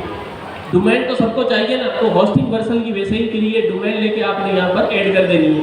वापस आ जाते हैं उस सवाल पे जो अशारी भाई ने मुझसे पूछा था हुक्स का, क्योंकि रिएक्ट की बात आ रही थी। मैंने कहा 4 बातें आपको और ही बता देता हूँ। हुक्स क्या है? हुक्स रिएक्ट के प्री बिल्ट फंक्शंस हैं जो पहले से बना के रखे गए हैं, जिसका काम बार बार आता है हमारे पास। रिएक्ट में जो चीज़ रीयूज होती है तो हम क्या करते हैं, उसका एक फंक्शन बना के, उसका एक हुक बना के हम लोग सेट कर देते हैं। अगर आप देखें अशारी भाई ज़रा यूज इफेक्ट हुक को जो है ना कोड सर्च करिएगा, दिखाइए यूज इफेक्ट हुक। सही है, इसका स्ट्रक्चर कैसा होता है आपने देखा होगा, कोड, सिर्फ कोड जिसमें कॉल हुआ है। सही, ओपन करें। अच्छा, इसके अलावा आपने एक वो फंक्शन जब मैं आया था दिखा रहे थे इनको, कार वाला, वो ज़रा दिखाइए। ठीक है, ये फंक्शन है, ये हमारे पास फंक्शन है। लास्ट में हमारे पास लिखा हुआ है कार 1 कार 2। ये क्या हो रहा है यहाँ पे? फंक्शन कॉल क्या हो रहा है? फंक्शन कॉल हो रहा है, इन्वोक हो रहा है। ऐसा ही है ना, इसका नाम है और इसको कर्ली ब्रैकेट दिए हुए हैं और कुछ आर्ग्यूमेंट इसको प्रोवाइड किए गए हैं। ऐसा ही है। इफ अगर वापस यूज इफेक्ट पे जाए, कि यूज इफेक्ट भी एक नाम है, ये एक फंक्शन का नाम हो सकता है। इसको दो पैरामीटर्स जा रहे हैं, ये दो पैरामीटर्स नहीं है, सॉरी आर्ग्यूमेंट्स है, ये दो आर्ग्यूमेंट्स उसको दिए जा रहे हैं। सेम ये नाम से तो हम लोग उसको हुक समझते हैं कि वो बहुत बड़ी बला है, इसके पीछे कोई बहुत बड़ी जो है ना लॉजिक होगी, नहीं है। ये सिर्फ फंक्शन से रियल के जो बना के रखे गए हैं जिससे हम उनको रीयूज कर सकते हैं, सही है। यूज इफेक्ट हमारे पास है, ऐसे ही एक यूज इफेक्ट भी है, उसको जरा ओपन करिएगा। यूज स्टेट, यूज इफेक्ट अभी हमने देख लिया, ये फंक्शन की तरह कॉल होता है, उसको आर्गुमेंट पास होते हैं। अगर आप यूज स्टेट की तरफ जाएंगे, इसको यूज स्टेट की तरफ जाएंगे तो यहाँ पर यूज स्टेट एक फंक्शन ही है। कौन सा वाला? ये हिस्सा, ये वाला हिस्सा एक फंक्शन है, ये यूज स्टेट एक फंक्शन का नाम है। कर्ली ब्रैकेट अपना राउंड ब्रैकेट के साथ वो क्या हो रहा है? कॉल हो रहा है। लेकिन अगर पीछे देखेंगे तो यहाँ पर उस फंक्शन से डीस्ट्रक्चरिंग हो रही है। डीस्ट्रक्चर करके हम दो चीज़ें निकालते हैं, एक उसका नाम, दूसरा उसका फंक्शन है। सिंपल फंक्शन ही, हुक्स कोई बड़ी बला नहीं है। हमने ये हुक्स खुद बनाए हैं और आप लोग जब कोड करने बैठेंगे, खैर अब तो क्लाउड कोड आ गया है, आप लोग क्या ही कोड करेंगे, सही है ना। तो क्लाउड कोड आया, अब आप क्या ही कोड करेंगे। तो हम जब प्रोग्रामिंग कोड कर रहे थे तब तो क्लाउड कोड ही किया था, क्योंकि मैं 2024 के एंड से शायद कर रहा हूँ या 2025 के स्टार्ट में, तब हम लोग ये ऐसे हुक्स बना कर हम लोग ऐड कर रहे होते हैं खुद से। तो ये फंक्शन है और कुछ भी नहीं है, ये सही।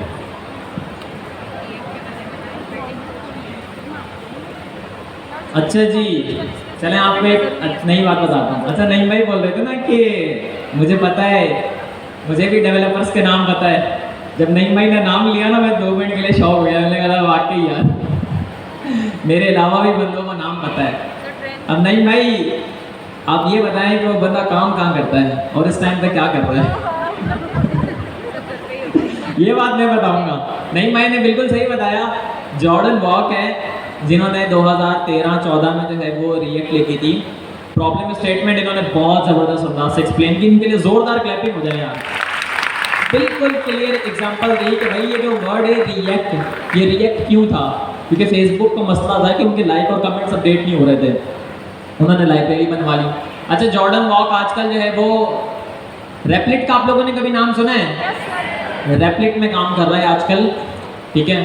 रेप्लिट के CEO का नाम है अमजद मसाद, और अमजद मसाद जो है वो टेक की दुनिया का बादशाह है, बहुत ज़बरदस्त बंदा है। एक्स के ऊपर अमजद मसाद को भी फॉलो करें, जॉर्डन वॉक को भी फॉलो करें। जॉर्डन वॉक भी बहुत ज़बरदस्त चीज़ें शेयर करते रहते हैं। अच्छा, अब मैं आपको एक नई इंटरेस्टिंग बात बताता हूँ। आपको पता है कि रिएक्ट में एक बदनामे ज़माना चीज़ है। रिएक्ट में एक बदनामे ज़माना चीज़ है, डेवलपर्स की ज़बान में जो है वो इसे सबसे ज़्यादा बुरा भला कहा जाता है। वो क्या है? वो एक हुक है। वो क्या है? वो एक हुक है, और उस हुक का क्या नाम है? Use affect hook. डेवलपर्स के लिए मैं बस अगर गाली पर रुक जाऊं तो शायद रुक जाऊं, बट डेवलपर्स गाली से भी ज़्यादा इसको दे देते हैं, बहुत कुछ दे देते हैं। अभी आप लोगों ने शायद टेक की दुनिया को सही से एक्सप्लोर नहीं किया। आप एक्स के ऊपर एक्टिव तो हो, सिर्फ इस एक हुक की वजह से आपको पता है कितनी नई नई लाइब्रेरीज बनी है, सिर्फ इस एक हुक की वजह से। ये यूज अफेक्ट का हुक क्या करता है पता है किसी को? ये क्या करता है, कोई बताएगा? भाई 3 वर्ड्स के अंदर मैं बता देता हूँ, 3 खास वर्ड्स के अंदर, और 3 खास वर्ड्स हैं वो नहीं जो आप सोच रहे हैं। वो ये हैं कि इट कॉल एक्सटर्नल एपीआई। क्या है? कॉल एक्सटर्नल एपीआई, ठीक है। यूज इफेक्ट का वो काम, यूज इफेक्ट का काम है कि ये एक्सटर्नल एपीआई को बेसिकली कॉल कर रहा होता है, पर डेवलपर्स के लिए बहुत ही हेडेक क्रिएट करता है। अब मैं इसकी डीप डाइव नहीं करूँगा, आप सब लोग खुद एक्सप्लोर कीजिएगा कि यूज अफेक्ट हुक जो है वो डेवलपर्स क्यों इसे इतना बुरा भला कहते हैं। क्या इसने ऐसा कौन सा कारनामा अंजाम दिया हुआ है, या ये जब हम एप्लीकेशंस में इंटीग्रेट करते हैं तो ये कौन कौन से कराची वाले एक वर्ड यूज़ करते हैं ना, भंड क्रिएट करता है। अच्छा जी, यार ये नईम भाई ने जो ये गो हाई लेवल का बताया ना, इसे एक्सप्लोर कीजिएगा। ये इन्होंने बहुत ज़बरदस्त चीज़ बता दी है। ये पूरा का पूरा AI powered business operating system है। और ये जो बंदा मेरा बराबर में बैठा हुआ है ना, ये इसका चीता है। चीता चीता समझते हैं? चीता मतलब इस बंदे को ये पता है कि ये इंटरनली भी काम कैसे करता है, एक्सटर्नली भी काम कैसे करता है। ये जब आया था ना प्लेटफॉर्म, नहीं भाई तब से मुझे बता रहे हैं इस प्लेटफॉर्म को, और इन्होंने बहुत काम किया है, पैसे भी बनाए बाय द वे अच्छे खासे। अच्छा बोल नहीं भाई बताएं क्या सीन है। अशारिक भाई को मैं कह रहा हूँ अगर बात छेड़िए तो दो बातें मैं बोल दूंगा, कह रहे हाँ बोल दे। जब भी हम लोग AI जब से हम लोग पढ़ रहे हैं ना, तो मेरा बड़ा गोल था कि मैं AI प्लेटफॉर्म पर जाकर काम करूं, क्योंकि हम लोग तब ये नेक्स्ट.js पढ़ रहे थे और AI हमारी नई नई स्टार्ट हुई थी। तो मैं कोई तरीका सोच रहा था कि किस तरह से जाके मैं AI के अंदर मतलब ऐड हो जाऊँ, क्योंकि तब मैं रिएक्ट डेवलपर था और रिएक्ट में और AI के डेवलपमेंट में जो है ना वो ज़मीन आसमान का फर्क है।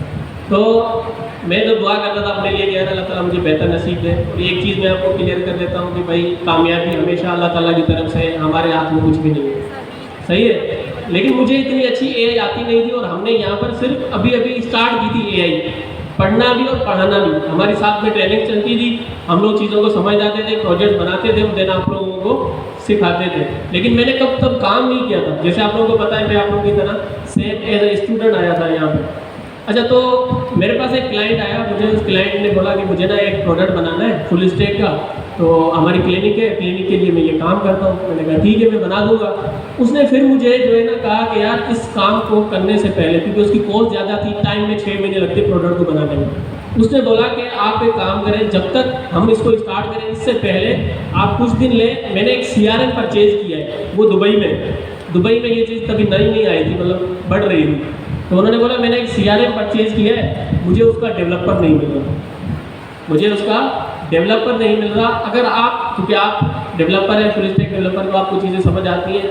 अगर आप उसको एक नज़र देखें, अगर आपको चीज़ समझ में आ जाती है तो आप क्या करें कि मुझे वो सेट करके दें। 1 महीना आप उसको सेट करने में लगाएं, देन हम लोग उस पर बाद अपना प्रोडक्ट बनाएंगे। मैंने कहा सही है। अब मेरे लिए ना ये थोड़ा सा नई चीज़ थी। मैंने खोला Go11, मैंने सर्च किया ये क्या चीज़ है, यूट्यूब पे गया, एक तो उसका सिर्फ गोरों के 2-4 वीडियोस मिली मुझे, कुछ इंडियन पाकिस्तानी कुछ भी नहीं मिला। 2-4 वीडियोस, वो भी सिंपल के, इसमें ये प्रोडक्ट कैसे बनाए, इसमें ये प्रोडक्ट कैसे बनाए। फिर मैंने इसको एक्सप्लोर करना स्टार्ट किया, क्योंकि मुझे AI की तरफ जाना था, शौक बड़ा था मुझे। मैंने इसको एक्सप्लोर किया, एक्सप्लोर करके क्लाइंट ने मुझे अपना अकाउंट दे दिया था। 1 महीने के अंदर मैंने इसको पूरा A to Z देख लिया, इसमें काम कैसे होता है। और फिर मैंने उस क्लाइंट के लिए एक ऑटोमेशन सिस्टम बनाया, जो उसकी क्लिनिक है, क्लिनिक के अंदर उसकी वेबसाइट, उसका फेसबुक, उसका इंस्टाग्राम और उसका लिंक्डइन, हर जगह पर जब भी कोई क्लाइंट मैसेज करे ना, एक AI एजेंट बैठा हुआ है जो सबको मैनेज करता है। विदिन 60 सेकेंड उसको रिप्लाई करता था, उनसे बात करता था और उनकी अपॉइंटमेंट्स बुक करके एक मैसेज क्लाइंट को ईमेल करता है, एक हमें ओनर को बताता था कि ये आपकी नई अपॉइंटमेंट बुक हुई है, सही है। ये उनका हमने एक कंप्लीट सिस्टम बनाया, सही है।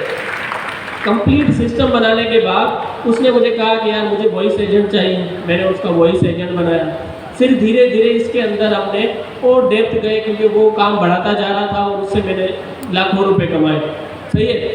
अब उसके साथ में काम करते करते 8 महीने से 1 साल मुझे हो गया सिर्फ एक क्लाइंट के साथ काम कर रहा था Go11 पे, क्योंकि मुझे नहीं आता था, मैंने खुद से सीखा था।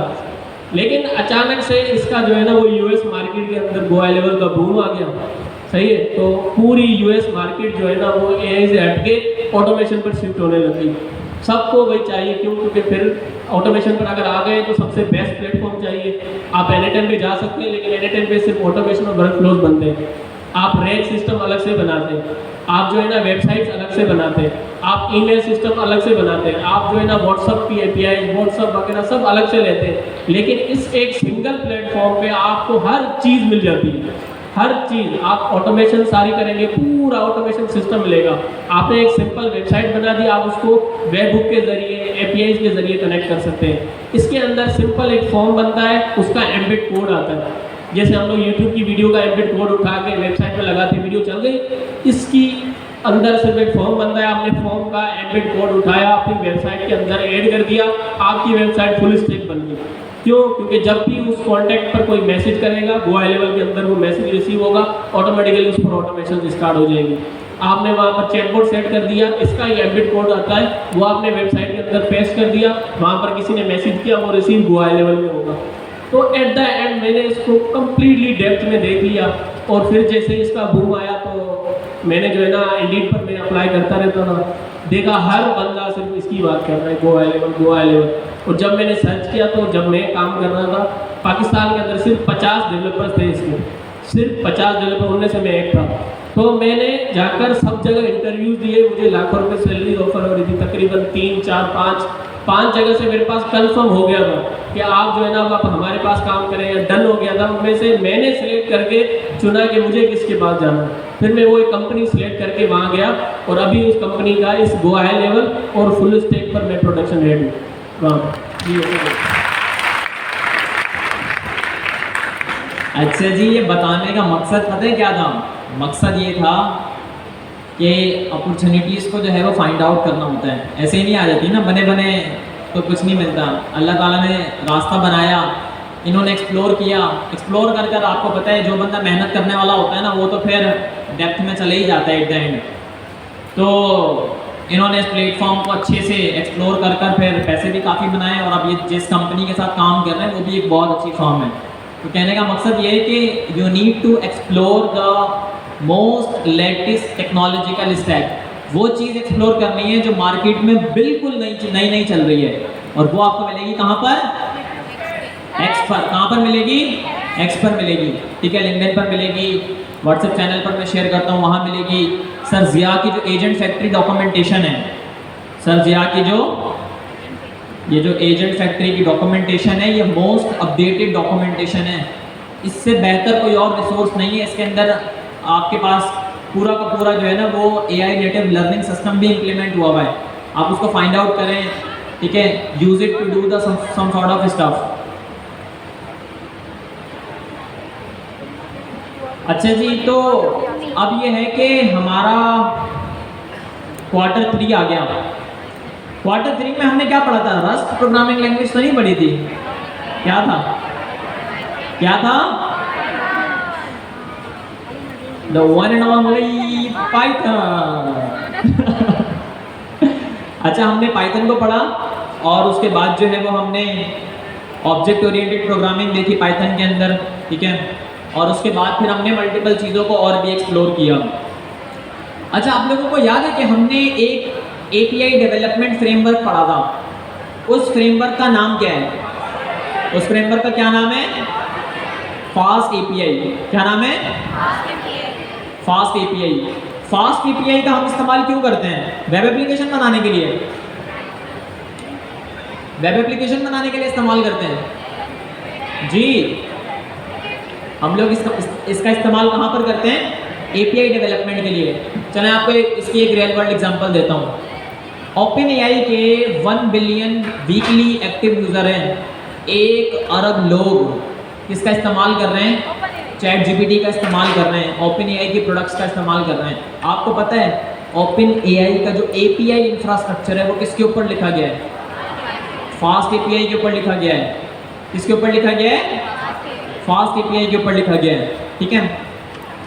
तो कहने का मकसद ये, अच्छा, फास्ट API वालों ने भी रिसेंटली अपना फास्ट API क्लाउड पे रिलीज़ किया है। जैसे हम लोग Next.js के एप्लीकेशन को डिप्लॉय करते हैं ना, जैसे हम लोग Next.js के एप्लीकेशन को वर्सल पर डिप्लॉय करते हैं, सिमिलरली जो है वो हम लोग फास्ट API के एप्लीकेशंस को फास्ट API के क्लाउड के ऊपर 1 क्लिक के अंदर डिप्लॉय कर सकते हैं। किसके अंदर डिप्लॉय कर सकते हैं? 1 क्लिक के अंदर डिप्लॉय कर सकते हैं। तो कहने का मकसद ये है कि you need to be active, ठीक है, to explore some sort of good stuffs. Quarter 3 में हमने फिर एक और चीज़ को भी एक्सप्लोर किया था। वो क्या थी जी? OpenAI की एजेंट्स SDK हमने क्वार्टर 4 के स्टार्ट में स्टार्ट की थी, या क्वार्टर 3 के लास्ट में शुरू की थी जी? लास्ट में स्टार्ट की थी। हम इसे कंसिडर करते हैं कि भाई हमने जो है ना वो क्वार्टर 4 के अंदर ही हमने डीप डाइव किया था, जहाँ तक मुझे याद पड़ता है, ठीक है। हमने OpenAI की एजेंट्स SDK देखी थी। अब ये OpenAI की एजेंट्स SDK क्या है? OpenAI की वजह से ChatGPT आया। अब वो मैं वापस पूरी स्टोरी नहीं सुनाने वाला कि भाई वो क्यों आया, कैसे आया, किसने बनाया, क्यों बनाया, सुनाने में और सुनने वालों को मज़ा आता है। Yes, ये तो sir. मैं डीप डाइव हिस्टोरिकल स्टैट्स बताता हूँ Yes, sir. बंदों के नामों के साथ, उनके कामों के साथ। किस किस को सुनने में मज़ा आता है वो तो हैंड रेज करें। ज़बरदस्त, सही है, अच्छा है। अच्छा जी, तो OpenAI की जो एजेंट्स SDK है ना, ये बनाने का मकसद ये था कि OpenAI जो है ना वो हमेशा फ्रंटियर, हमेशा जो है ना वो मतलब लिस्ट में सबसे आगे रहती है, AI के लिस्ट में सबसे आगे रहती है, ठीक है। तो हम OpenAI को कंसिडर करते हैं कि भाई ये एक AI फ्रंटियर कंपनी है, ये AI की रेस में सबसे आगे रहने वाली कंपनी है। तो इन लोगों ने जो है ना वो ये SDK बनाई थी, बट इससे पहले मतलब जो क्रेडिट जाता है ना, वो क्रेडिट जाता है LangChain को। वो किसको जाता है? LangChain का नाम किस किसने सुना है? ज़बरदस्त। तो यार LangChain जो है ना वो पहला ट्रूली एजेंटिक सिस्टम बनाने की कोशिश कर रहा था, ठीक है, और ये लोग अचीव भी कर गए थे। मतलब मैंने 2023 में LangChain का इस्तेमाल करते हुए सिंपल चैटबॉट्स तो बनाना शुरू कर दिए थे PIIC में ना। बड़ा ज़बरदस्त जो है वो इनकी टूलिंग थी, बड़ी इनकी ज़बरदस्त रिसोर्सेज थी। खैर इनकी जो प्रोडक्ट है ना विच इज़ LangGraph, ठीक है, ये था वो truly agentic AI development framework जिसको हर बंदा कॉपी करने की कोशिश कर रहा था। पर ये है बहुत कॉम्प्लेक्स। आजकल आप लोग जो है वो नए नए टॉपिक्स के बारे में सुन रहे होंगे। लूप इंजीनियरिंग के बारे में आप लोगों ने सुना होगा, हार्नेस इंजीनियरिंग के बारे में आप लोगों ने सुना होगा, ठीक है। और सिमिलरली जो है वो हमारे पास और भी बहुत सारे वर्ड्स हैं। मतलब मैं अगर आपको खींच कर बताऊँ तो ये बताऊँगा कि पहले जो है वो हमारे पास प्रॉम्प्ट इंजीनियरिंग थी। मेरे साथ साथ दोहराएं। अच्छा जी, तो हम लोग देख रहे थे कि हमारे पास जो है वो AI का पैराडाइम, AI की टेक्निक्स, AI की टैक्टिक्स, ठीक है। तो पहला ट्रूली सिस्टम जो आप सब लोगों ने समझा था वो क्या था? Prompt engineering. क्या था? Prompt engineering. Second is context engineering. Second is context engineering. Third is harness engineering. Third is harness engineering. Fourth is loop engineering, ठीक है। तो सिमिलरली जो है वो हमारे पास ये बहुत सारे अब आजकल तो नए नए टर्म्स आ रहे हैं जिनको एक्सप्लोर करना आप सब लोगों के लिए ज़रूरी बन गया है। अगर ये एक्सप्लोर नहीं करेंगे तो फिर पीछे रह जाएंगे। फिर वही बात जो नईम भाई ने बताई थी ना कि गो हाई लेवल का इस्तेमाल करते हुए इन्होंने माशाल्लाह से काफ़ी अच्छा काम किया। वो इसलिए क्योंकि इन्होंने गो हाई लेवल को बहुत पहले फाइंड आउट कर लिया था। तो अगर आप लोग भी राइट टूलिंग को, राइट पीपल को टाइम पर फाइंड आउट कर लेते हैं ना, you will be able to do good stuff. और इसके लिए जो है ना वो Y combinator best out of the best platform है। Y कॉम्बिनेटर जिसको भी फंड करता है ना वो कंपनी और उसके फाउंडर्स जो है ना वो best out of the best होते हैं इन एनी वे, ठीक है। तो Y कॉम्बिनेटर्स की जो कंपनीज है ना उसको फॉलो अप करें। अगर आप लोगों को प्रोडक्ट के आइडियाज़ फाइंड आउट करने हैं, आपको ये देखना है कि हम किस प्रॉब्लम का सॉल्यूशन दें, तो जो Y कॉम्बिनेटर की प्रोडक्ट्स हैं, जिन प्रोडक्ट्स को Y कॉम्बिनेटर ने जो है वो फंड किया हुआ है, वो प्रोडक्ट जो है ना वो मार्केट को लीड करने वाली होती हैं, ठीक है। तो ये लोग $5 लाख की फंडिंग देते हैं। कितनी? $5 लाख की फंडिंग, 7.5% की इक्विटी पर आई थिंक। और फिर उसके बाद ये लोग जो इम्पॉर्टेंट चीज़ होती है ना वो सिर्फ फंडिंग नहीं होती, वैसे फंडिंग होती है मतलब most of the people want funding to run their businesses, but funding के अलावा जो है ना वो ट्रेनिंग मतलब मेंटोरशिप जो होता है ना वो सबसे इम्पॉर्टेंट चीज़ होती है। कौन कौन इस बात से एग्री करते हैं?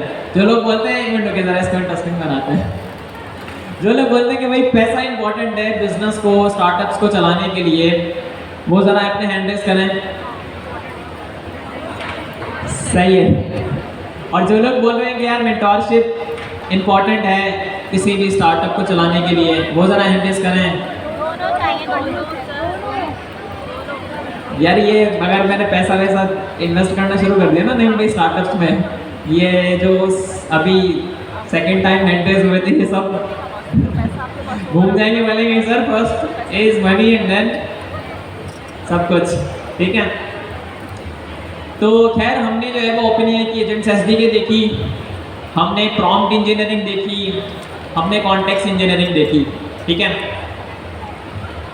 और इसके अलावा जो है वो हमने फिर सिमिलरली हमने बैकएंड डेवलपमेंट तो कवर अप कर ली थी तकरीबन, बैकएंड के कुछ और टॉपिक्स रह गए थे वो भी हमने साथ साथ कवर अप किए, ठीक है।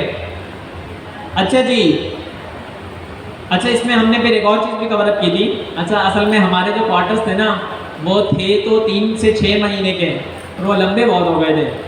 तो जो चीज़ हमने क्वार्टर 3 में कवर अप करनी थी वो क्वार्टर 4 में जाके ख़त्म हुई, जो क्वार्टर 4 में ख़त्म करनी थी वो 5 में जाकर ख़त्म हुई, ठीक है। तो हम लोगों ने MCP को भी एक्सप्लोर किया था, याद है आप लोगों को? ठीक है।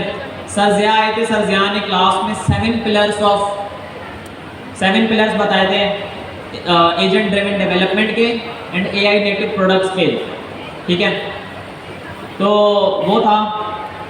क्वार्टर 5 में हमने क्या किया है? क्वार्टर 5 में जो है ना वो हमने, अच्छा अभी बहुत सारे टॉपिक्स जो है ना वो इसमें रह भी गए, जैसे आप लोगों को याद होगा हमने स्पेक किट को पढ़ा था, ठीक है।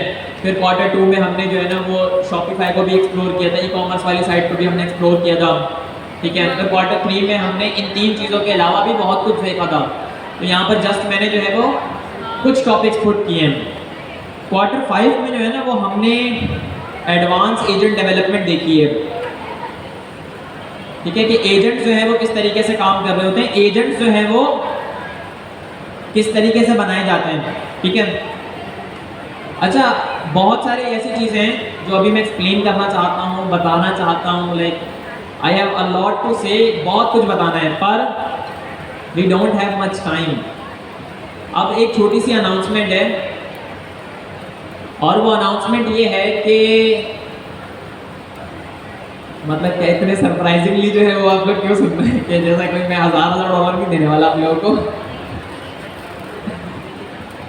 अल्लाह करे आप लोगों को $1000 लेने की ज़रूरत ही ना बने, आप मिलियनर वैसे ही बन जाएं। मेरी तो दुआ है भाई, लिटरली मैं तो करता हूँ आप लोगों के लिए दुआएं, पता नहीं आप मेरे लिए, सर नईम के लिए, बकिया पूरी फैकल्टी के लिए अभी कर ले दुआ कि अल्लाह ताला इनको भी कामयाबी अता फरमाए और हमें भी, आमीन। अच्छा जी, तो अनाउंसमेंट ये है कि नेक्स्ट वीक से ये ऑफिशियल अनाउंसमेंट आ जाएगी, जो हमारा व्हाट्सएप चैनल है ऑफिशियल GIIC का, उसके अंदर हमारी जो है ना वो 2 क्लासेस होंगी, ठीक है। वीक में 2 क्लासेस होंगी। अब एग्ज़ाम्स हैं फाइनल, ग्रेजुएशन एग्ज़ाम होंगे और उसके बाद जो है ना वो एक यूट्यूबर है बड़ा फेमस पाकिस्तानी में बोलते हैं ना, खल्ली बल्ली, क्या नाम है उसका? जुनेद भाई। अच्छा जी, तो फिर उसके बाद जो है वो क्या हो जाएगा? खल्ली बल्ली। अच्छा जी, तो वीक में जो है वो 2 क्लासेस होंगी, ठीक है। वो क्लासेस सर ज़िया खुद लीड करेंगे, ठीक है। आप लोगों को कोई भी डे एंड टाइम सेलेक्ट करने की फुल इजाज़त है, ठीक है। अब मेरा और नईम भाई का नहीं पता कि हम दोनों उन क्लासेस में होंगे या नहीं होंगे, पर सर ज़िया जो है वो उन क्लासेस को लीड कर रहे होंगे। अच्छा, उसका क्राइटेरिया ये है कि जो नेक्स्ट वीक से क्लासेस होंगी वो क्लासेस जो है ना वो इंशाल्लाह अगस्त के लास्ट तक ख़त्म हो जाएंगी, ठीक है। वीक में 2 क्लासेस होंगी, हफ्ता और इतवार वाले दिन, और हफ्ते वाले दिन भी 3 स्लॉट्स होंगे और इतवार वाले दिन भी 3 स्लॉट्स होंगे, एक मॉर्निंग का, एक आफ्टरनून का और एक जो है वो इवनिंग का, ठीक है। तो आप सब लोगों ने वो क्लासेस किसी भी हालत में अटेंड करनी है, ठीक है। सर ज़िया का मिशन ये है कि उसके अंदर सर ज़िया आप लोगों को ये जो एडवांस टैक्टिक्स है ना एजेंट ड्रिवन डेवलपमेंट की, वो तो सिखाएं प्लस में साथ साथ सर अपना एक्सपीरियंस भी शेयर करेंगे कि किस तरीके से जो है ना वो जो मैं बात कर रहा होता ना कि turn your skills into revenue, sir Zia ये सिखाएंगे प्रोडक्ट्स की शक्ल के अंदर, स्टार्टअप्स की शक्ल के अंदर एंड थिंग्स लाइक दैट ना। And there will be a lot of fun जो आप उन क्लासेस के अंदर एक्सप्लोर करेंगे। तो 2 क्लासेस होंगी। अगर फॉर एग्जांपल हफ्ते वाले दिन आप लोगों ने आफ्टरनून की टाइमिंग सेलेक्ट की या इवनिंग की टाइमिंग सेलेक्ट की, तो आप लोगों को इतवार वाले दिन भी वो क्लास लेने के लिए आना पड़ेगा। समझ रहे हैं? यानी वो दोनों क्लासेस लेने के लिए आना पड़ेगा, ठीक है। और वो शायद 4 घंटे की क्लासेस होंगी, 4 घंटे की क्लासेस होंगी। सर जिया का जो ग्रेजुएशन एग्ज़ाम है ना, उफ अल्लाह है, समझ रहे हैं भाई, हिल जाएंगे। और चीटिंग वीटिंग के जिन्होंने हासिले बनाए हुए हैं, रखे हुए हैं, वो इस बार तो दूर दूर तक सोचे ही ना।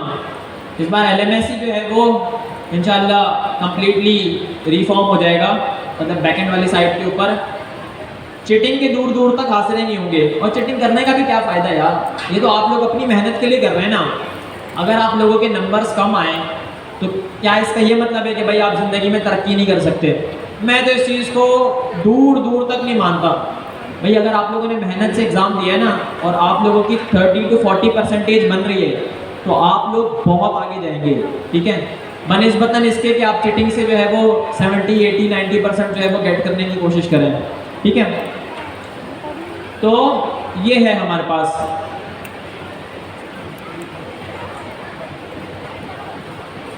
अच्छा, नईम भाई जो है वो एक बहुत बड़ी इंपॉर्टेंट बात बताना चाहते हैं, वो ज़रा आप सब लोग सुन लें।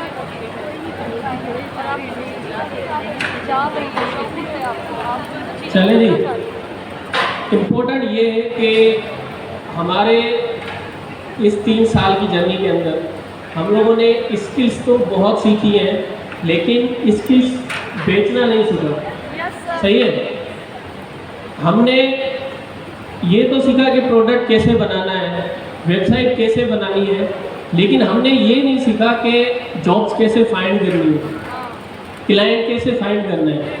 तो 2 चीज़ें हैं जो मैंने अपने इस 2 या 2.5 साल के वक्त के अंदर एक्सपीरियंस किए हैं। मैं चाहता हूँ आप लोगों के साथ भी शेयर करूँ ताकि आप लोग भी जाकर ये करें और ना सही किसी रेस में तो आए, कहीं घर पे बैठे तो ना रहे, कहीं कोई आपको मिसगाइड तो नहीं करे कि यार कंपटीशन चल रहा है, आपका कोई फ़ायदा नहीं है जाने का, आप जो है ना वो जो है ना आप बस छोड़ दें, आप कुछ और सीखें, कोई आपको ये तो ना कहे।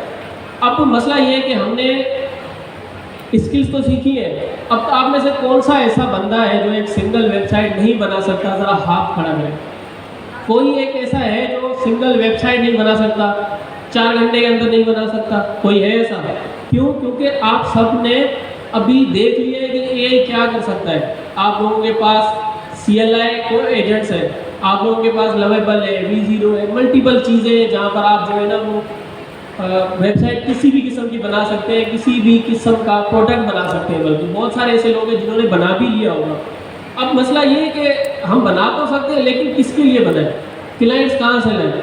ये जो चीज़ मैंने जहाँ पर स्टार्ट किया था, ठीक है, तो मैं वहीं से ही आपको थोड़ा सा गाइड कर देता हूँ ताकि आप लोग जो है ना वो उसी चीज़ को फॉलो करें। हो सकता है आप लोगों के पास कोई और बेहतर अप्रोच हो, कोई आपको और बेहतर गाइड करे, लेकिन मेरा जितना एक्सपीरियंस है मैं कर रहा हूँ। क्यों? क्योंकि मुझे उसमें रिजल्ट्स मिले। सही है, पहले हम लोग बात कर लेते हैं जॉब्स की, देन हम लोग बात करेंगे क्लाइंट्स की। सही है, अच्छा, अब how to find a job जो है ना, ये कराची के अंदर जितनी भी कंपनीज है, बड़ी कंपनीज की बात नहीं करूँगा, मैं अभी तक किसी में गया नहीं हूँ, ना ही मैंने अप्लाई किया, क्योंकि मैं सेट हूँ, मेरे पास एक फिजिकल जॉब है, एक रिमोट जॉब है, मुझे टेंशन नहीं है, ठीक है। अब कराची के अंदर जितने भी सॉफ्टवेयर हाउसेज हैं वो सब जॉब पोस्टिंग करते हैं 2 जगह पे, एक लिंक्डइन पे, दूसरा इंडीड पे, सही है। इंडीड इतना बेहतरीन जो है ना प्लेटफॉर्म है, हमने एक कलीग के साथ मिलके स्टार्टअप बनाया, सही है। वहाँ पर हम अपना इंडीड पर अकाउंट बनाने जा रहे थे एज अ कंपनी, लेकिन इंडीड हमें कंपनी बनाने तक की इजाज़त नहीं दे रहा था जब तक हम उसे फिजिकल कंपनी का एग्जैक्ट एड्रेस नहीं दे रहे। वो कह रहा है आप कौन, हम जानते नहीं है, जब तक आप एग्जैक्ट एड्रेस नहीं देंगे हम आपको इंडीड पर अपना कंपनी प्रोफाइल बनाने का ऑप्शन ही नहीं दे रहे। बार बार प्रोफाइल रिजेक्ट कर रहे थे। इट मीन के ऑथेंटिक सारी कंपनी जितनी भी है वहाँ पर ऑथेंटिक है, कोई फेक कंपनी किसी ने रजिस्टर नहीं कर रखी। जो भी वहाँ पर जॉब्स आती है वो बिल्कुल ऑथेंटिक आती है, कोई भी टाइम वेस्ट करने के लिए वहाँ पे नहीं बैठा। मैं खुद पर्सनली जो है ना वो जॉब्स में अप्लाई करता हूँ इंडीड के थ्रू। अब मैं किसी कंपनी में काम कर रहा हूँ, वो चाहे स्टार्टअप हो चाहे अच्छी कंपनी हो, थोड़ा सा मेरे साथ कोई मिसबिहेव कर दिया किसी मैनेजर ने, किसी सीनियर ने, जहाँ मुझे लगा कि नहीं अब मेरी यहाँ पर वैल्यू नहीं है या मुझे कुछ बेहतर इम्प्रूव करना चाहिए, मैं लास्ट मंथ जो होता है ना कंपनी का, वहाँ पर बैठ के इंडीड पे अप्लाई मारना स्टार्ट कर देता हूँ। मंथ के अंदर 2, 3, 4, 5 इंटरव्यूज अकाउंट्स आ जाती है मुझे, मैं जाकर वहाँ पर बात कर लेता हूँ, इंटरव्यू दे देता हूँ, सेलेक्ट हो जाता हूँ, यहाँ पर नोटिस पीरियड दिया और वहाँ पर शिफ्ट हो गए। ये मेरा तरीक़ेकार है। अब आप लोगों का तरीक़ेकार क्या है पता नहीं। बेहतरीन चीज़ है, आपने करना क्या है मैं आपको स्टेप बता रहा हूँ। सबसे पहले आपकी सबसे बेहतरीन CV होनी चाहिए, आपके पास आपकी CV सबसे अच्छी होनी चाहिए। काफ़ी सारे मुझे उसमें ऐसी सीरीज भेजते हैं, सर मेरी CV देख लें, जो कि एक जो है ना वो एक पोस्टर की तरह दिख रही होती है, सही है, कलर्स डाले हुए हैं, बड़ी सी अपनी पिक्चर्स डाली हुई है। कंपनी इस CV को एक्सेप्ट नहीं करती, सच्ची बता रहा हूँ। कंपनी अगर कंपनी प्रोफेशनल है तो वो इस CV को एक्सेप्ट नहीं करती, अगर कर भी लेती है तो आपको एक जूनियर फ्रेशर जो जिसको कोई नॉलेज नहीं है वो जो है ना वो समझ रही होती है। तो अब जो इसका बेस्ट तरीक़ेकार है आजकल जो मैं खुद पर्सनली यूज़ कर रहा हूँ वो है क्लाउड। क्लाउड से बेहतर कोई CV नहीं बना सकता, सही है। अगर आपको यकीन ना है तो मैं इस अप्लाई विद इंडीड के ऑप्शन में जाता हूँ और यहाँ पर मैं अपनी CV दिखाता हूँ आपको, जो कि मैंने क्लाउड से बना रखी है। ये देखिए, ये CV मैंने क्लाउड से बना रखी है, सही है, नज़र आ रही है। तो ये एक सही है, मैंने कभी कहीं भी देखा है, किसी ने मुझे ये नहीं कहा कि यार आपकी CV अच्छी नहीं है। हो सकता है मैं मुझसे बेहतर किसी और की CV हो, लेकिन CV ऐसी होनी चाहिए, ना उसमें फिजूल के आप कलर्स डालें, ना उसके अंदर फिजूल के अपनी इमेजेस डाल दें, ना ये कोई एक्स्ट्रा इन्फॉर्मेशन डालें। एक सिंगल पेज CV हो, सही है, उसके अंदर पहले तो आपकी डिटेल्स लिखी हो, जैसे ऊपर मेरा लिखा हुआ है AI इन ऑटोमेशन इंजीनियर, भाई मैं काम क्या करता हूँ, किस जॉब के लिए अप्लाई कर रहा हूँ, वो CV पर टाइटल लिखा हुआ हो कि भाई मैं AI ऑटोमेशन इंजीनियर हूँ, सही है। अगर मैं फुल स्टैक के लिए अप्लाई कर रहा हूँ तो उस CV के अंदर लिखा हुआ कि मैं फुल स्टैक डेवलपर हूँ। CV फुल स्टैक की है, जॉब फ्रंट एंड की है, यहाँ पर अप्लाई कर रहा हूँ, बोलेगा नहीं ये तो हमारे बजट से बाहर है, समझ रहे हैं। अब अगर आप जिस जॉब में अप्लाई कर रहे हैं उस टाइप की फुल CV बना के वहाँ पर सबमिट करते हैं तो डेफिनेटली HR आपकी CV को देखेगा और आपको इंटरव्यू कॉल करेगा। बाद में फिर वो बातें डिस्कस होती हैं कि यार आप कर सकते हैं नहीं कर सकते, आप आ सकते हैं नहीं आ सकते, नाइट जॉब कर सकते हैं नहीं कर सकते, ये बात की बात है। सबसे इम्पोर्टेंट है कि आपने अपनी CV दी है, आपको कॉल आनी चाहिए, सही है। सबसे इम्पोर्टेंट ये है कि आपने अपनी CV दी है, आपको कॉल आनी चाहिए, ताकि तो फिर हमारा टैलेंट बात करेगा, सही है ना।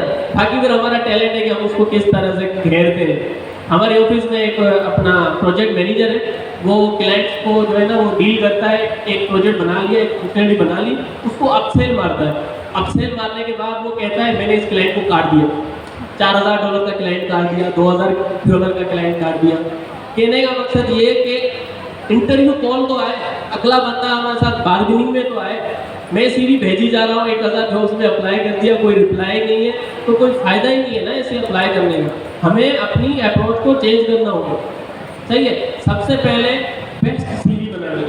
क्लाउड को अपनी सीवी दे, अपना गिटहब अकाउंट दे, स्क्रीनशॉट दे, लिंक्स दे, XYZ जो भी आपके प्रोजेक्ट्स है जिस तरह से वो रीड कर सके। आप लोगों को पता है कि प्रॉम्प्ट इंजीनियरिंग और कॉन्टेक्स्ट इंजीनियरिंग आपने पढ़ रखी है कि कब उसको कौन सी चीज़ देनी है जिससे वो हमें जान सके, हमें पहचान सके। सही है, मुझसे बेहतर नहीं, आपसे बेहतर आपको कोई भी नहीं जानता कि आप किस तरह से क्लाउड से, ChatGPT से काम निकलवाते हैं। छोटा सा ईमेल करना होता है, आजकल आदत पड़ गई है यार एक ईमेल तो लिख दो, किसी को इंग्लिश में मैसेज करना है यार इस मैसेज को इंग्लिश में तो लिख दो। ऐसा ही है ना, एक गंदी आदत पड़ गई है मुझे किसी को मेल करना होता है, मैं उसका वॉइस ओपन करता हूँ, उसको बोलता हूँ यार एक मैसेज बताता हूँ, मैसेज बना के सेंड करता हूँ। कौन इतनी इंग्लिश में बैठ कर यार तेरी में समझ आए, तो ऊपर से हमारी अच्छी इंग्लिश भी नहीं है। अच्छा, एक सबसे बेस्ट सीवी के अंदर आपका टाइटल नजर आ रहा हो, आपकी कॉन्टैक्ट डिटेल हो। दो चीज़ें तो हमेशा 100% होनी चाहिए, एक आपका नंबर और आपका ईमेल। कॉन्टैक्ट कैसे करेंगे? बाद औकात मैंने अभी आपको बताया ना कि मैं किसी कंपनी में गया हूँ, अभी काम कर रहा हूँ, मैं प्रोजेक्ट हेड हूँ, मैं अकेला नहीं गया। अगर मेरा एक ग्रुप है, चैनल है नई मिशन के नाम का, मैं वहाँ पर जॉब पोस्ट करता हूँ। मैं जैसे ही उस कंपनी में मैंने वहाँ पर ज्वाइनिंग ली, काम जैसे बढ़ा, मैंने उनको बोला हमें लोगों की ज़रूरत है, हमें लोगों की ज़रूरत है, हम लोगों को लेकर आए ताकि हमें काम में मुझे सपोर्ट मिले, मैं अकेला क्या करूँगा। उन्होंने बोला ठीक है, आप जो है ना वो लोग लेकर आए, हम देखते हैं। मैंने पूरा फेसबुक लिंक्डइन वगैरह छान मारा, कहीं पे भी मुझे उस स्टेट का डेवलपर नहीं मिला ही नहीं कराची के अंदर। अगर कोई मिला वो उसकी डिमांड ऐसी थी कोई मैं 2.5 लाख ले लूँगा, 2 लाख ले लूँगा। हालांकि मुझे तो मुझसे जूनियर चाहिए ना, अगर मेरी सैलरी 50,000 है उसको मैं 70,000 दे दूँ, कोई फायदा वजह नहीं है ना। सही है, तो इस तरह का सिस्टम सिनेरियो बना। अब मैंने उनको कहा कि हमारे पास वो हाई लेवल के डेवलपर कराची में नहीं है, 1-2 है लेकिन कभी पंजाब से होता है, कभी कहीं, कभी कोई। मतलब मैंने जैसे बताया कि तब कराची का पूरे पाकिस्तान के अंदर सिर्फ 50 डेवलपर थे, मैंने पूरा डेटा जाना था, 0.03% वो हाई लेवल के डेवलपर थे। समझ रहे? तो पता नहीं ये क्या जाकर एक चीज़ बन जाती है। खैर मैंने उनको आइडिया दिया क्योंकि आप लोगों को भी तो आगे बढ़ाना है। मैंने उनको कहा कि मेरे पास बहुत टैलेंटेड स्टूडेंट्स हैं, गवर्नर हाउस के अंदर हम लोग पढ़ा रहे हैं। हम क्या करते हैं कि उनकी एक टीम बनाकर उनको लेकर आते हैं, उनको 1 मंथ की ट्रेनिंग देते हैं वो हाई लेवल पर। इफ अगर वो 1 महीने के अंदर वो रिजल्ट दिखा देते हैं तो हम उन्हीं को डेवलपर हायर कर देते हैं। क्या ज़रूरत है हमें बाहर से लाने की, इतनी हैवी सैलरी भरने की। सही है, तो ये इस बात पर वो एग्री हो गए, बोला ठीक है आप ले आओ। मैंने अपने उस चैनल पे कंपनी की जो है ना वो पोस्टिंग की, टेकजेनिक्स लोगों, अगर कोई मेरे कौन को ज्वाइन किया हुआ है जिसने मेरा चैनल ज्वाइन किया हुआ, सही है, टेकजेनिक्स की मैंने पोस्ट की थी ना 3 महीने पहले पोस्ट मैंने वहाँ पर टेकजेनिक्स के नाम से की थी, वो कंपनी थी। मैंने लिंक्डइन पे भी पोस्ट की थी कि हमारे स्टूडेंट वहाँ पर है। फिर जब मैंने पोस्ट की मैंने कहा ये इंटर्नशिप है, जाहिर है मैं उसको इंटर्नशिप शो करवाऊंगा ना, 1 महीने की ट्रेनिंग है, अगर आप नहीं उतर पाए उनकी एक्सपेक्टेशन पे तो मैं क्या कर सकता हूँ। 1 महीने की ट्रेनिंग है, मैंने कहा भाई इंटर्नशिप है आप लोग आ जाओ। सही है, 1 महीने की इंटर्नशिप थी तो मैंने वहाँ पर जॉब पोस्ट कर दी। काफ़ी सारे स्टूडेंट्स ने मुझे मैसेज आए, जब मुझे CV रिसीव होना स्टार्ट हुई, किसी के अंदर कॉन्टैक्ट ही नहीं है, CV भेज दिए, किसी ने ईमेल के साथ कुछ लिखा ही नहीं है, CV भेज दिए। अब वो मुझे नहीं भेजी, क्यों? क्योंकि मैंने अपना ईमेल नहीं डाला था, मैंने कंपनी के HR का ईमेल डाला था। डायरेक्ट वो HR का एक प्रोसेस है ना कंपनी के अंदर आने का भी, हायर होने का, तो HR को बताया, HR ने पोस्टर बनवाए, सारी चीज़ें उन्होंने पोस्ट की, मैंने भी ग्रुप में शेयर कर दी। अब जो भी ईमेल जा रही है वो कह रहे हैं नहीं भाई ये देखो आपके ईमेल ही नहीं है, कॉन्टैक्ट ही नहीं है, CV अच्छी नहीं है, क्या सबकी बात नहीं कर रहा, बहुत सारे अच्छे स्टूडेंट भी थे, काफ़ी सारे अच्छे स्टूडेंट थे। उन लोगों ने उसको इंटरव्यू कॉल की, कोई कह रहा था मैं हैदराबाद में रहता हूँ, कोई कह रहा था मैं नाइट में जॉब नहीं कर सकती, नाइट में शिफ्ट में आ नहीं सकती, कोई किसी का कोई रीज़न, हमारे आजकल जो है reason.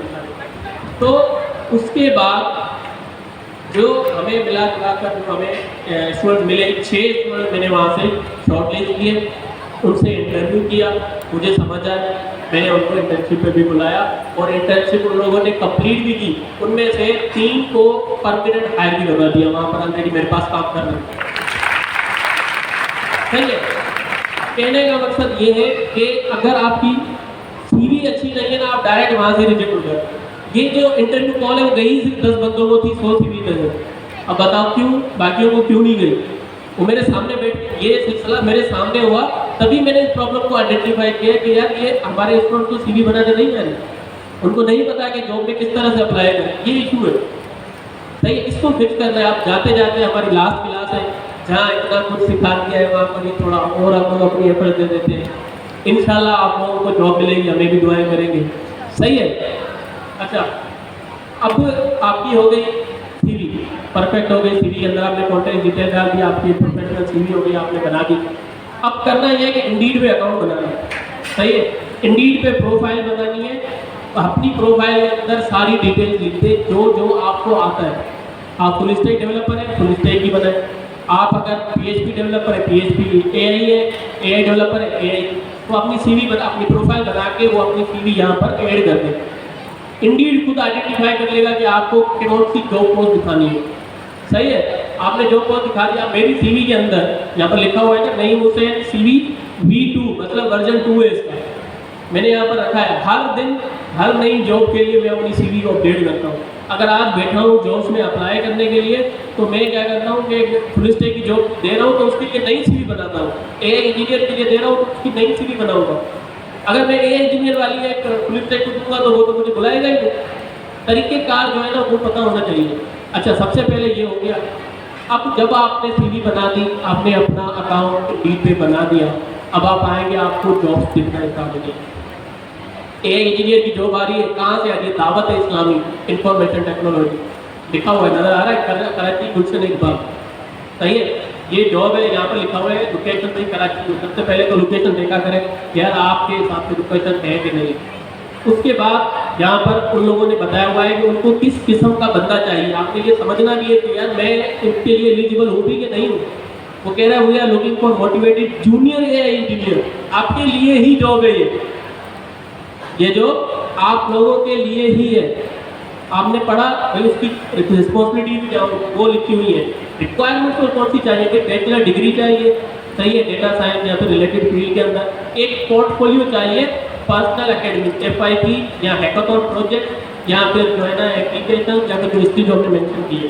Solid Python fundamental skills के अंदर डेटा स्ट्रक्चर और क्लीन कोडिंग प्रैक्टिसेस आप लोगों में नहीं है ना? तो ये जॉब आप लोगों के लिए ठीक है। अच्छा, अब लिंक्डइन है। लिंक्डइन के अंदर हम लोगों ने एक जो है ना बस वो ये बना लिया है कि क्लास पढ़ेंगे, क्लास ली, उसकी पिक्चर निकाली, पोस्ट की, सो गए। मसला ये नहीं है, लिंक्डइन का यूज़ ही नहीं करना। लिंक्डइन वो वाहिद प्लेटफॉर्म है जहाँ पर दुनिया के प्रोफेशनल लोग मौजूद हैं। यहाँ पर फजूल लोग नहीं होते। यहाँ पर मीम्स पोस्ट करने वाले, हंसी मजाक वाले, कमेंट करने वाले लोग नहीं है, रील्स पोस्टिंग वाले, रील्स देखने वाली चीज़ें नहीं है। ये एक प्रोफेशनल प्लेटफॉर्म है जहाँ पर पूरी दुनिया के लोग जो है ना वो कंपनीज हो सकती है, वो CEOs हो सकते हैं, वो एलन मस्क भी आपको यहाँ पर नज़र आएगा, आपको हर बंदा यहाँ पर नज़र आ जाएगा। सही है। अब यहाँ पर जो है ना वो जॉब ढूंढनी है। अब ढूंढनी कैसे? आप लोग बोलेंगे सर मैं जाती हूँ जॉब्स में देखती हूँ या देखता हूँ, यहाँ पर जॉब आ गई, अप्लाई की, कोई रिप्लाई नहीं आया, इसने मेरी CV रिजेक्ट कर दी, बात खत्म।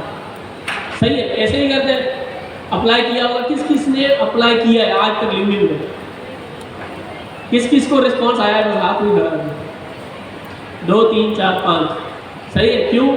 इसके अंदर एक एल्गोरिथम सेट है। आप CV आपकी अच्छी होगी, उनके स्कोर के मुताबिक होगी, तो ये आपकी CV को लिंक्डइन आगे कंपनी को भेजता है, अदरवाइज नहीं भेजता। अगर भेजता भी है तो यहाँ पर कॉम्पिटिशन बहुत है। डायरेक्ट इस जॉब्स वाले सेक्शन में जाना ही नहीं है। मैं पर्सनली कैसे जाता हूँ? मैंने जब ये जो मैंने कंपनी में काम कर रहा हूँ ना, ये कंपनी पता है मैंने कैसे ढूंढी थी? नया क्लाउड का डेस्कटॉप एक्सटेंशन आई थी, ये रही राइट में।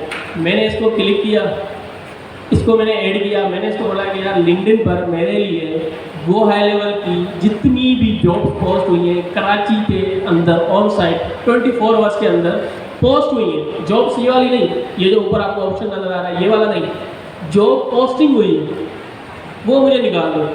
इसने मुझे लिस्ट बनाकर 20 जॉब्स निकाल दी।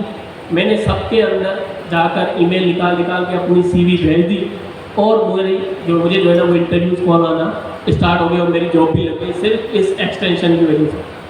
सही है, ये एक्सटेंशन बहुत पावरफुल है। आप जो चीज़ नहीं सर्च कर सकते वो ये कर सकती है। अब मैं इसको एक प्रॉम्प्ट देता हूँ।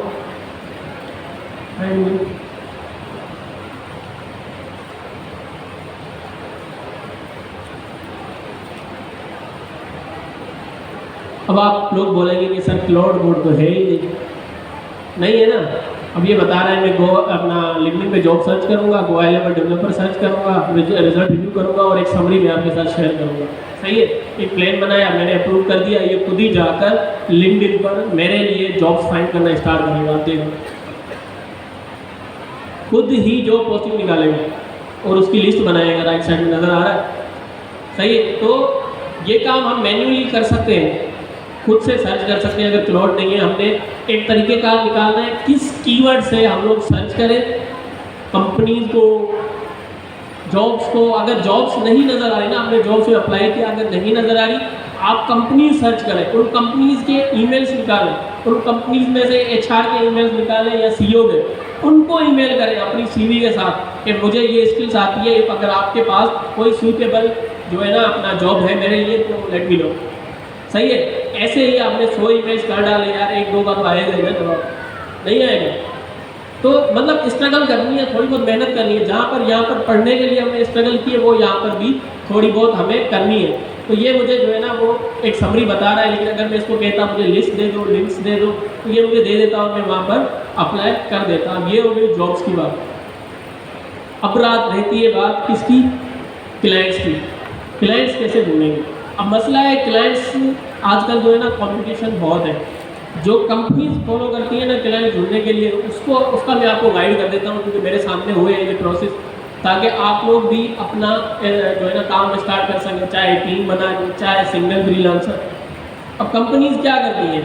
सबसे पहले तो वो गूगल मैप्स का इस्तेमाल करती हैं। आपको अक्सर कॉमन चीज़ है जो यूट्यूब पे आपको लोग तरीक़ेकार सिखा रहे होंगे कि भाई आप गूगल मैप पे जाओ। सही है, अपने इर्द गिर्द के जो भी रेस्टोरेंट्स है, लाइक मैं सर्च कर लेता हूँ डेंटल क्लिनिक्स। सही है, अब डेंटल क्लिनिक्स मैंने सर्च कर ली है, मुझे आ जाती है यहाँ पर बहुत सारी क्लिनिक्स नजर। सही है, ये जो रेड कलर की आ रही है ना, ये वाली ये क्लिनिक्स है। अब मैं जाता हूँ एक क्लिनिक पे, मैंने क्लिक किया, मुझे यहाँ पर इनकी डिटेल्स दिखेगी, मुझे यहाँ पर इनकी वेबसाइट दिख रही है। इट मीन कि इनके पास वेबसाइट, इसके अंदर जो सिग्नेचर, जो पेमेंट मेथड, जो पेमेंट रिसीव करने के तरीक़ेकार है, सारे अवेलेबल हैं। सही है, अच्छा ये एक वेबसाइट थी जो मैंने आपको बताया इस तरह से चल रही है। इसी तरह से लोग क्या करते हैं कि डायरेक्ट लिंक्डइन पर कंपनीज़ की वेबसाइट सर्च कर ली, उनको ईमेल कर लिया।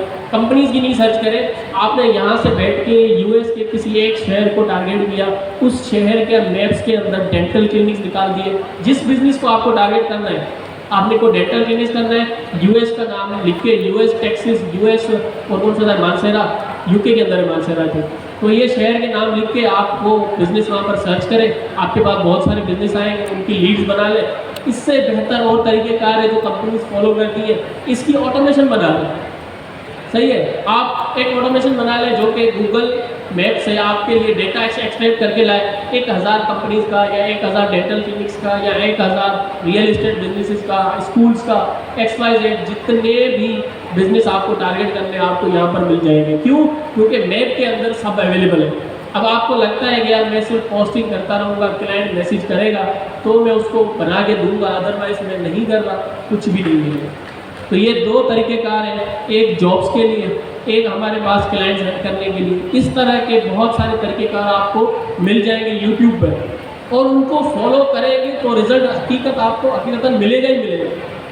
तो ट्राई करें, कोशिश करें, मैं भी करता रहता हूँ, जब मैं फ्री होता हूँ सैटरडे संडे ढूंढता रहता हूँ। इसके अलावा एक और चीज़, इसके अलावा फेसबुक पे जब आप जाएंगे ना, फेसबुक पे जिस फील्ड से आप रिलेट करते हैं, आप एनालिटिक्स से रिलेट करते हैं, आप इंजीनियर या फुल स्टैक है, इसके बहुत सारे फेसबुक ग्रुप्स हैं जहाँ पर क्लाइंट्स, एजेंसीज और डेवलपर्स भरे पड़े हैं। सही है, वहाँ पर क्लाइंट आके पोस्ट करता है कि मुझे आउटसोर्स करवाने हैं प्रोजेक्ट। क्या आउटसोर्स करवाना है कि भाई मेरे पास क्लाइंट्स हैं, मुझे 10 वेबसाइट बनवानी है, मैं अगर वहाँ पर बंदा हायर करूँगा उसको 1-2 लाख सैलरी देनी पड़ेगी, एक वेबसाइट है 5000, 7000, 10,000 दे दूँगा, मुझे बना के दे दो। आपने उससे बात कर लिया, आपने उससे काम ले लिया, एक दिन रात को बैठे 10,000 कमा लिए। रोज़ बैठकर इस तरह से फेसबुक से 1 2 क्लाइंट 4 क्लाइंट मंथ में आपने ले लिए, आपके 40-50 हज़ार 60-70 हज़ार कहीं भी नहीं गए। मैंने यहाँ से एक जो है ना, एक नहीं बल्कि 3 क्लाइंट्स और एक जॉब मुझे मिली थी। 3 क्लाइंट्स के लिए मैंने काम किया, वो भी गोवा लेवल के ऊपर। एक जॉब मुझे मिली लाहौर की, जो है ना वो एक कंपनी है, फ्लोमैक्स नाम है उसका। उसके अंदर मेरी, अगर आप लिंक्डइन की प्रोफाइल में जाएंगे, वहाँ पर ऑलरेडी ऐड है। मैंने वहाँ पर तकरीबन 6 महीने या 1 साल काम किया और फिर मैंने उनके साथ मुआहदा ख़त्म कर दिया। अब उनको डेवलपर नहीं मिल रहा था गोवा लेवल का, क्लाइंट्स का काम भी आ गया था, तो उन लोगों ने क्या किया कि भाई मुझे हायर कर लिया जॉब के लिए। तो मैंने उनके लिए 4-5 प्रोजेक्ट बना लिए। उसी में एक प्रोजेक्ट की जितनी सैलरी बनती है उसी के अंदर मैंने उनके 4-5 प्रोजेक्ट बना लिए। क्यों? क्योंकि मेरी सैलरी डबल होती है। इसी तरह से आपको भी मिले। अब हमारे पास टाइम नहीं है, जितना टाइम था उसके अंदर मैंने गाइड आपको कर लिया है। एक और चीज़ है,